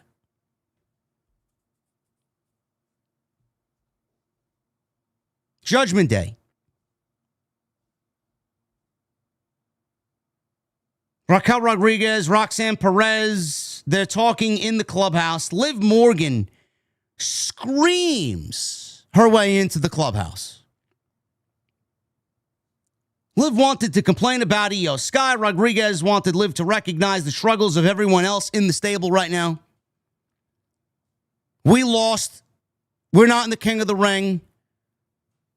Dominik has got his own problems. He's got money missing. J.D. McDonough just got electrocuted, yet you're over here worrying about fucking IYO Sky. You got a family that isn't doing too well right now, yet you're making it all about yourself.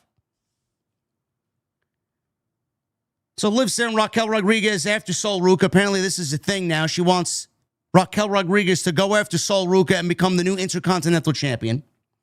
Dominik Mysterio, she wants Dominik to go take the IC title from Penta. It's like she's randomly throwing bubble gum at the wall and hoping that it lands on an idea. I don't care for Raquel Rodriguez and Sol Ruca. I don't care for Dominik Mysterio and Penta. Roxanne Perez asks, what about me? What do you want me to do? Morgan didn't have time for that. She ignored Roxanne Perez. They got to get J.D. McDonough to medical. He's been electrocuted. J.D. McDonough, by the way, didn't recognize Raquel or Roxanne and offered his handshake and introduced himself as, hi, my name is J.D. McDonough. J.D. would be so lucky to introduce himself to Raquel Rodriguez and Roxanne Perez.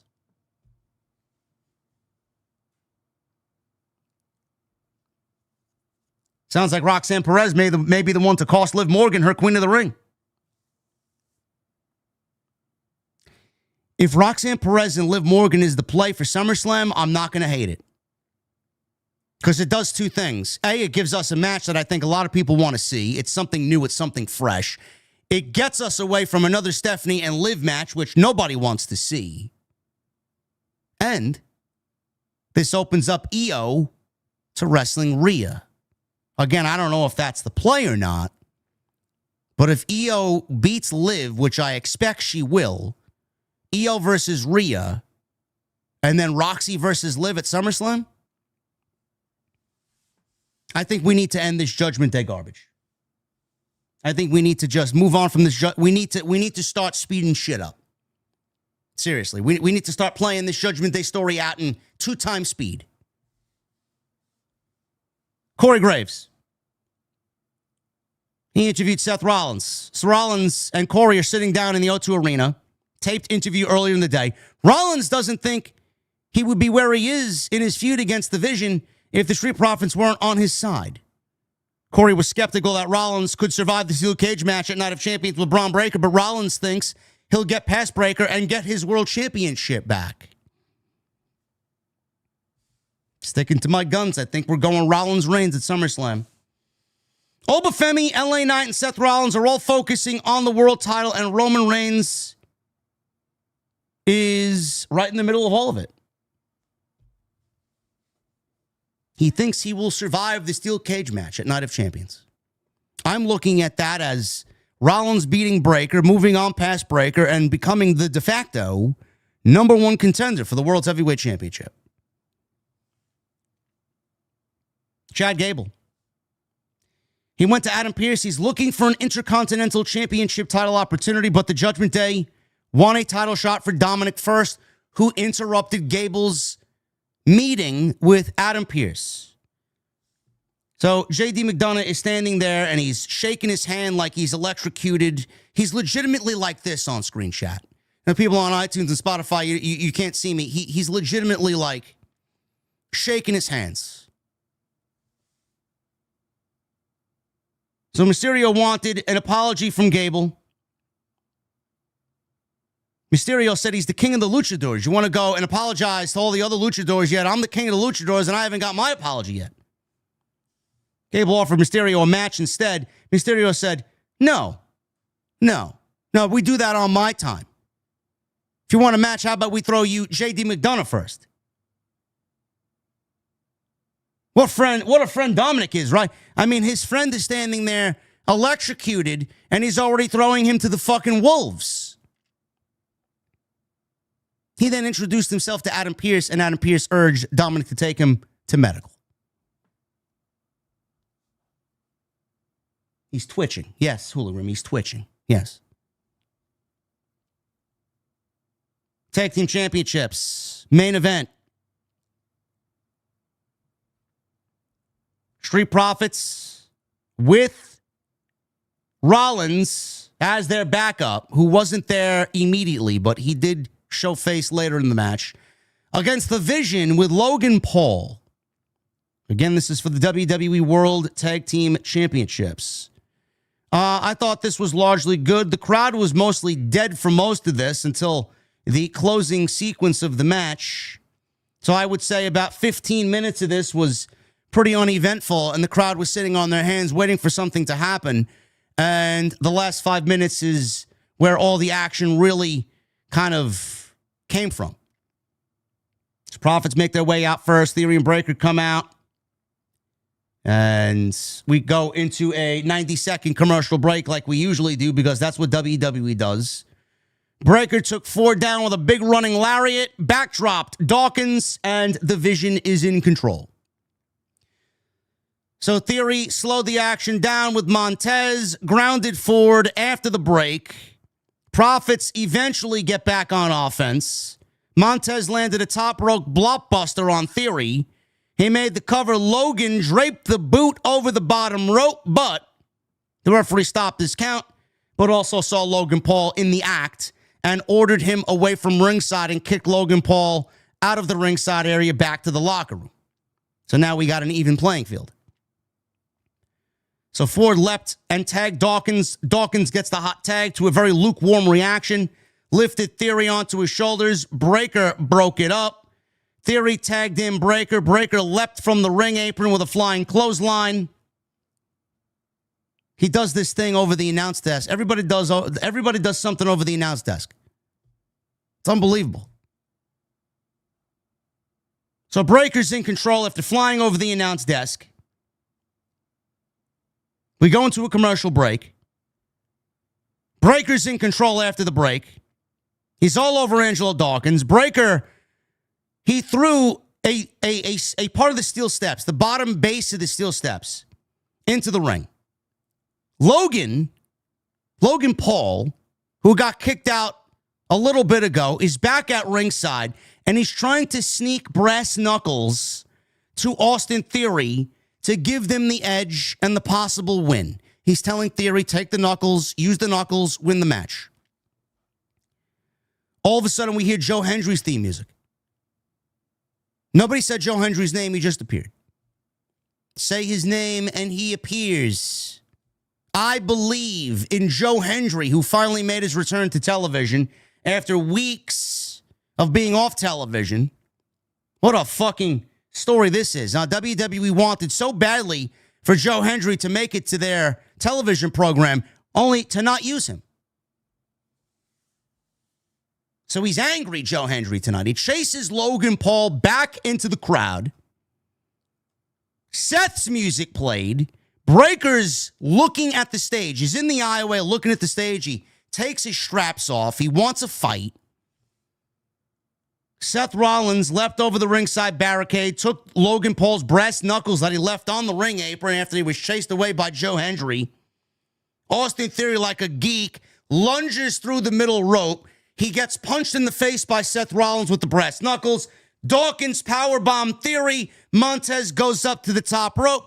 Big 5-star frog splash. 1, 2, 3. Montez pins Theory. Street Profits are the new WWE Tag Team Champions.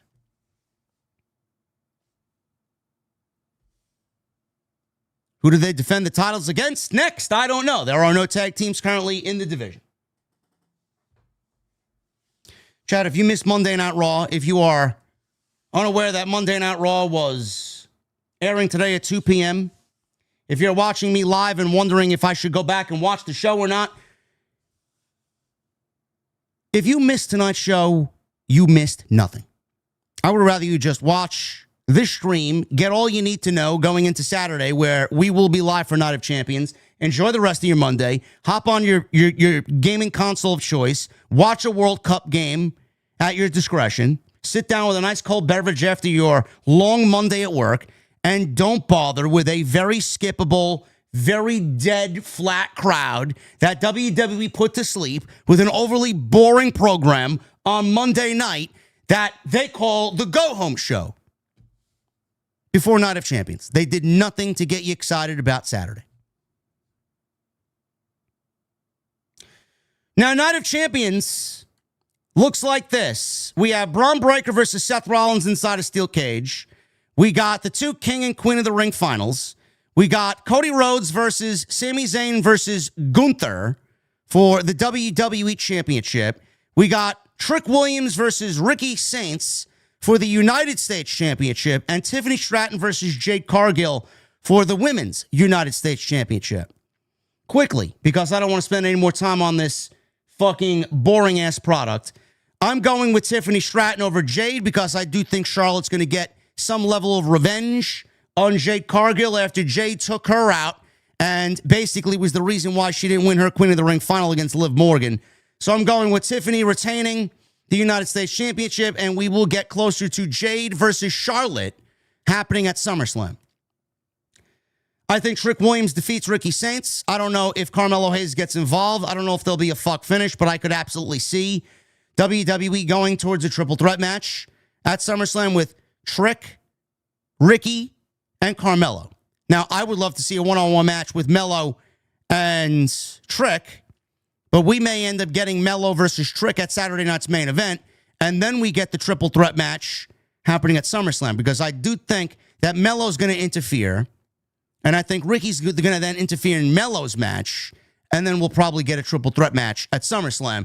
I don't know if Trick is going to lose the championship. I am not ready to take the United States Championship off Trick Williams. I think that's a nice place for him. Though I'd like to see Melo once again win the belt back. But I think Melo should win it from Trick and not Ricky. If that happens at SummerSlam, I don't know. But I think this is all going to result in them meeting in a triple threat match at SummerSlam for the United States Championship. I'm going IYO over Liv.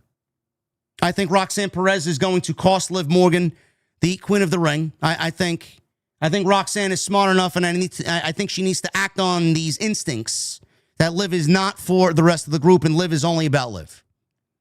So if I'm Roxy, I'm costing Liv. I'm doing IYO versus Rhea at SummerSlam, and I'm doing Liv versus Roxy. I'm not booking Stephanie Vaquer in the plans because we have not heard or seen or had any indication that Stephanie Vaquer is on her way back. So I'm booking with what we got now. If Stephanie comes back, then Stephanie more than likely will get the match with Liv at SummerSlam. And I genuinely think IYO and Rhea is the way to go. Because if you look at SmackDown, who else is there on Friday night that you could put in a match with Rhea that is going to be SummerSlam worthy? Jade is going to be with Charlotte. Jordan Grace is off television. They have not debuted Blake Monroe in 9 weeks now. JC Jane has fatal influence going after the tag team championships, and I don't know where they slot in JC. They could go JC Jane, but they've done nothing to really indicate that JC Jane is a top contender for the women's championship.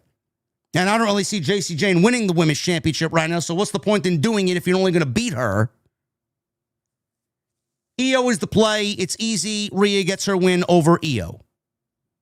And then I think we do Liv versus Rhea at Crown Jewel. I want to go Oba. I can't believe the company is that stupid enough to give us Jey Uso beating Oba Femi. But I can't physically bring myself to choose Oba. If we saw Brock tonight and Brock was going to actively take out Oba and we were going to get that early SummerSlam build tonight and we were going to get a mystery opponent for Jey Uso on Saturday, whether it's Randy Orton or CM Punk, I would then go with whoever the fill-in for Oba was going to be. I do not like the two-night idea. WWE has done nothing. They have proved to nobody that they are willing to take risks like that. We have seen no indication of that level of risk over 2 years, and I'm not ready to do it now. I'm not really ready to give them the benefit of the doubt now. Unfortunately, unless I see it play out in front of my face, and they really do go Oba, I am under every indication that this company is going to go Jey Uso over Oba Femi and Brock Lesnar is going to interfere. I mentioned at the top, the first thing that I noticed and heard and the first thing that I thought of is that when they announced the King and Queen of the Ring finals will take place on the first hour of ESPN proper, that is every indication you need that Lesnar is going to more than likely interfere in Oba Femi as that match will open the show. Brock in and out in 3 minutes. He's going to land that day. He's going to go to work. He's going to do his deal. He's going to fly home immediately after he's done. We may be looking at Jey Uso versus Cody Rhodes or Jey Uso versus Roman Reigns. If they go Jey Uso versus Roman Reigns, they undoubtedly, there's no doubt about it, slam dunk, we have to get CM Punk and Cody Rhodes because there is no other match that is going to be big enough to main event SummerSlam. And we're not main eventing with Roman and Jey. It's not a main event. It's not a main event. CM Punk and Cody Rhodes undoubtedly would need to happen if they book Jey versus Roman. Do they do Sami and Cody? I could see them doing that. I could see them doing that on night 2. I'm invested. They got me. If you want to do Cody and Sami night 2, main event, I'm all in. If Sami doesn't win the title on Saturday, Sami walking out of SummerSlam with the WWE Championship, brother, I am all in on that. All in. I just don't know what Seth Rollins does. Do they go back and do Punk and Rollins? Close that up. I don't know. I don't know. You would think Punk needs to be back in the plans for SummerSlam. I don't know where they put him. I don't know where they put him. If it's not Cody, I don't know. I don't know.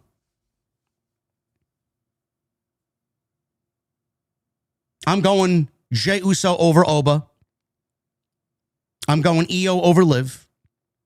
I'm going Tiffany over Jade. I'm going Trick Williams over Ricky Saints. I'm going Seth Rollins over Bron Breakker. And I'm going Cody retaining the WWE Championship. Even though I want Sami to win, if there is an opportunity to do it, man, you got no better chance than right now to do it. If they want to make Sami Zayn the WWE Champion coming out of Night of Champions, I have absolutely no problem with that. But then you run into the dilemma of, well, Sami's going to be the champion going into SummerSlam. Does Cody win it back at SummerSlam? Do we get Cody and Sami rematch and Cody wins it back at SummerSlam? I would rather Sami win it at SummerSlam and we end SummerSlam with Sami Zayn as the WWE Champion. Either way you want to do it.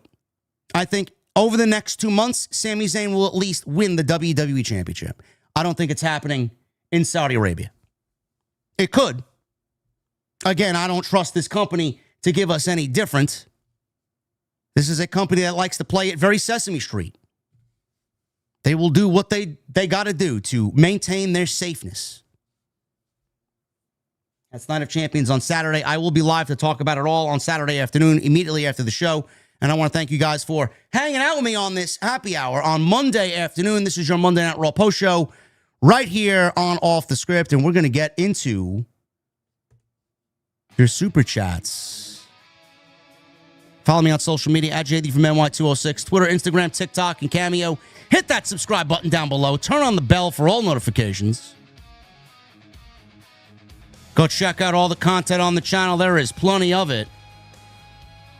And we're going to be rocking and rolling for Tuesday Night Titans and the 2 Count with Jonathan Coachman tomorrow morning, 11:30 a.m. Eastern. Tonight we're sponsored by Blue Chew. You know what's crazy? MJF walked into AEW Dynamite on Wednesday with a hyperextended knee. Half the locker room's chasing him. You got Andrade, you got Kyle Fletcher, you got Mark Briscoe, Kevin Knight. The AEW Championship's around his waist, and he still somehow is acting like he's the most confident guy in the building. Confidence changes everything. Look at MJF. The man's got everybody chasing him. Like I mentioned, everybody wants what he's got. And he walks around like he's in a 10-step program ahead of everybody else. Now, am I saying Blue Chew is going to turn you into a world champion caliber athlete like MJF? No. Because then you'll probably start charging your friends money for text messages. But confidence does matter. And that's why today's sponsor is Blue Chew. Blue Chew is better sex in a tablet. They combine 4 ingredients into one powerful solution. 2 ingredients help you physically, and 2 support arousal and desire in the brain. Because let's be honest, being physically ready is one thing. Being mentally locked in is another. And sometimes your brain isn't working. It's working a completely different match than the rest of your body. Blue Chew Gold is designed to help you get everything on the same page. Less second guessing, less overthinking, and more confidence. It's the difference between walking into a room like a guy hoping to get a title shot and walking in like the world champion everybody is chasing. There's a reason Blue Chew is the #1 brand for better sex. Experience it yourself at BlueChew.com. When you buy 2 months of Blue Chew Gold, you're going to get the 3rd month for free when you use code JD at checkout. That's BlueChew.com, code JD. You're also going to receive an additional 10% off and free overnight shipping on your first order. It's code JD at BlueChew.com.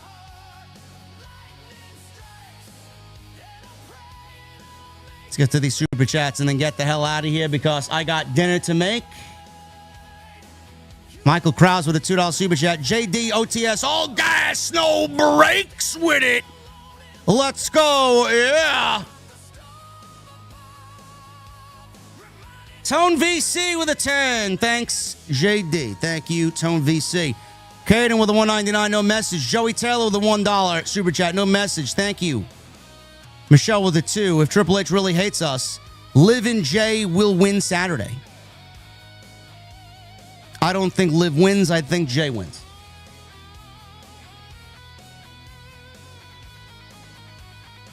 Michelle with a $5 super chat. With Seth screwing the Vision today, I feel Reed is coming back Saturday to screw Seth. Now, what if Triple H fools us and has King Jey challenge Roman and not Cody? It's a possibility. It is a possibility that we do get Jey versus Roman instead of Seth versus Roman. Cody versus Punk. And we get Seth and the Street Profits versus Bron Breakker, Austin Theory, and Bronson Reed. It's a possibility. WrestleMess with 18 months in the venue. Thank you, WrestleMess. Night 1 opens with King Oba. And WWE Champion Sami Zayn, who won the title in Saudi Night 2, closes with WWE Champ Oba vs. Brock, title versus career. Roman's not needed. No. No, why would Oba challenge Sami Zayn?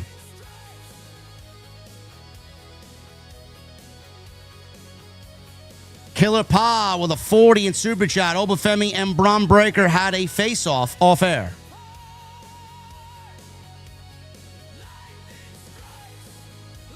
It means nothing. They have not crossed paths on television. WWE couldn't even be bothered to do that in the King of the Ring tournament, yet I'm supposed to believe they're going to take this ultimate risk on Oba Femi. Purple Sparkles with a $2 Super Chat. It's just me, Oos. Day one, it's just me, Oos. Yeet.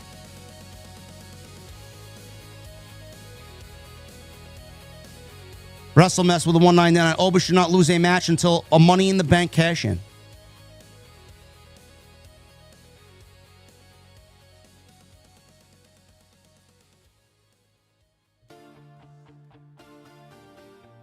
Money in the Bank ain't happening until October. We got a long way to go. Zeno with a $5 Super Chat. JD, would you put Alpha Academy in the vision to build them up and have an edge? At least that way they have something to do. Imagine Otis with Bronson. Brother, you want me to take more mid-card acts and put them in a mid-card act as the vision? No.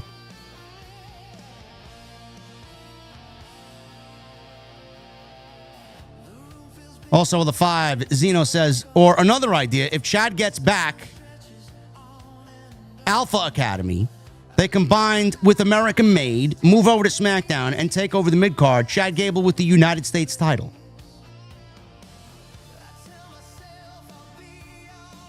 No, I think Gable chasing the IC title is the way to go.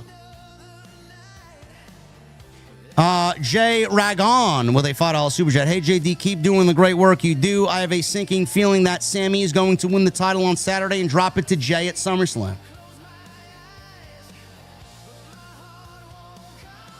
Guys, we're talking about booking the second biggest pay-per-view / PLE that WWE puts on all year for a 2-night event. And we're talking about one of the main events being Sami Zayn versus Jey Uso?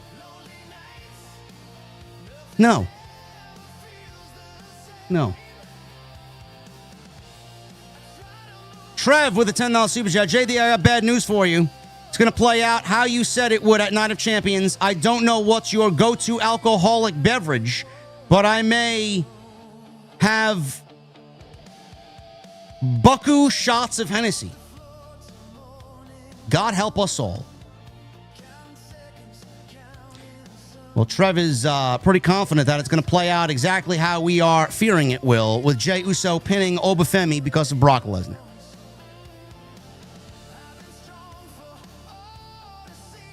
Andrew Zappa with a $4.99. What's up, JD? Recently just found your page and absolutely love the content.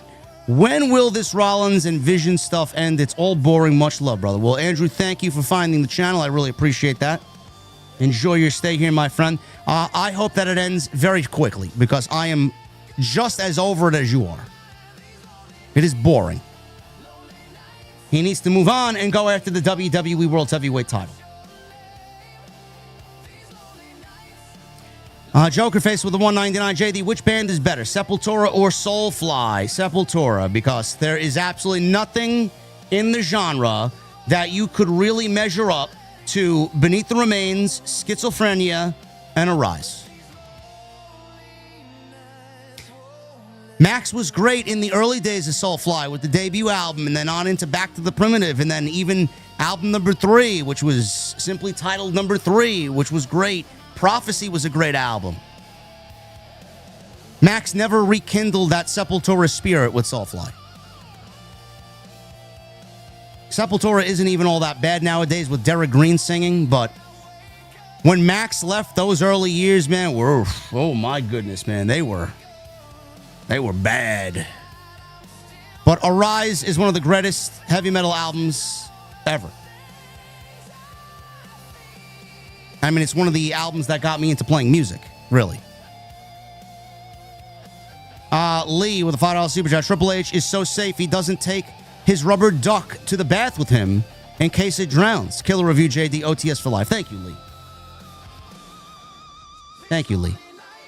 Hollywood Guy with a $5 super chat. JD, in your opinion, who do you feel is the greatest women's champion? It could be someone from the past or present.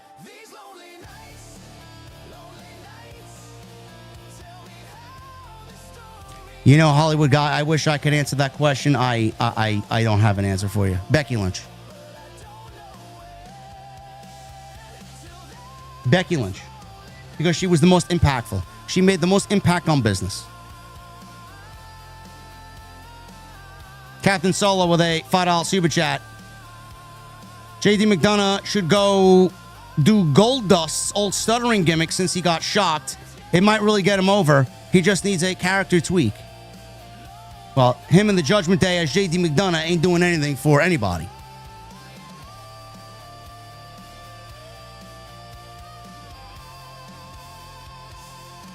Captain Solo also with a $5 super chat. I see WWE having Jey win King of the Ring, beating Cody, and the Bloodline having control of Raw and SmackDown with both titles. And how about Sami costing Cody?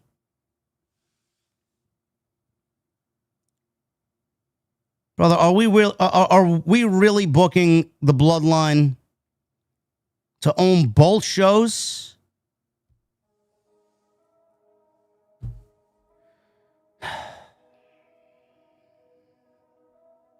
Todd French with a $2 super chat. 2 blue chews. I can do 2 cage matches back to back.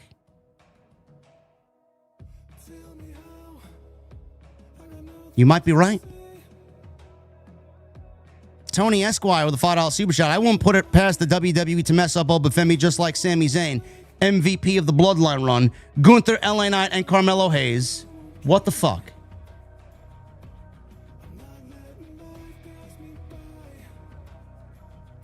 Ali with a $5 super chat. Hey, JD, I know you don't like the band Creed, but did you like when Mark Tremonti was in the band or in Alter Bridge? Just asking. I don't look at Mark Tremonti as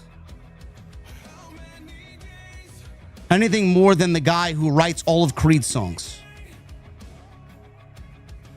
He doesn't stand out in Creed.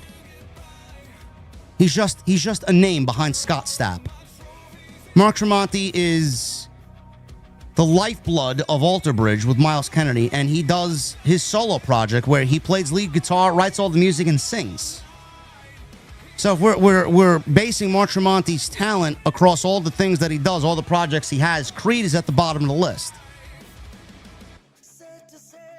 He's basically said on record that when he's with Creed, he has to write 12 radio hits. When he's with Alter Bridge and with his solo project, he gets to do whatever the fuck he wants. That's the Mark Tremonti I want to listen to. And Biggie to win with a 58 months. What do you think will bomb worse? Jey beating Oba for King of the Ring, or today's reveal of the Steam Machine over $1,000? Always a pleasure watching you, JD. Jey Uso by far. I kind of personally expected the Steam Machine to come in at over $1,000. If that's the case, I don't know why you just don't splurge for a couple $100 and buy yourself an actual beginner amateur stage PC. All the Steam Machine is an introductory into you gaming on PC. So go out and buy yourself an actual PC. I don't know what the specs are, but I'm assuming that it's going to be on par with a PlayStation 4. I'm assuming that the PS5 is probably going to be more powerful than this Steam Machine. Right? I don't know. Whatever.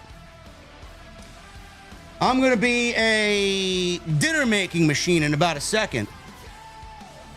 Get the hell out of here, man. We got dinner to make, and we got content to prep for tomorrow, man. I got to draft up what we're talking about on the 2 Count with Coach tomorrow. Bobby Means with a $5 super chat. I didn't expect Lyra to turn heel. I don't mind it. So with that being said, could you see Bayley and Lyra being the SummerSlam match? Yes, I can. Yes, I can. Or if WWE has their way, they'll probably put them on Saturday night's main event and leave them off of SummerSlam. And Furious Nation with the 499. What's up, JD? Hope you're doing well. Thoughts on the new group in AAA? I have not watched this week's episode of AAA. Maybe we'll talk about it on Tuesday Night Titans. Anyway, I'm getting out of here, guys. Thank you very much for all your support. Follow me on social media at JD from NY206, Twitter, Instagram, TikTok, and Cameo. Hit that subscribe button down below. Turn on the bell for notifications. Go check the content out. Go buy a t-shirt. Hit that thumbs up. And I'll see you tomorrow, 11:30, BTT Studios with the coach on the 2 count, and then with the Solid Monster on Tuesday Night Titans. Until then, I'll see you guys later.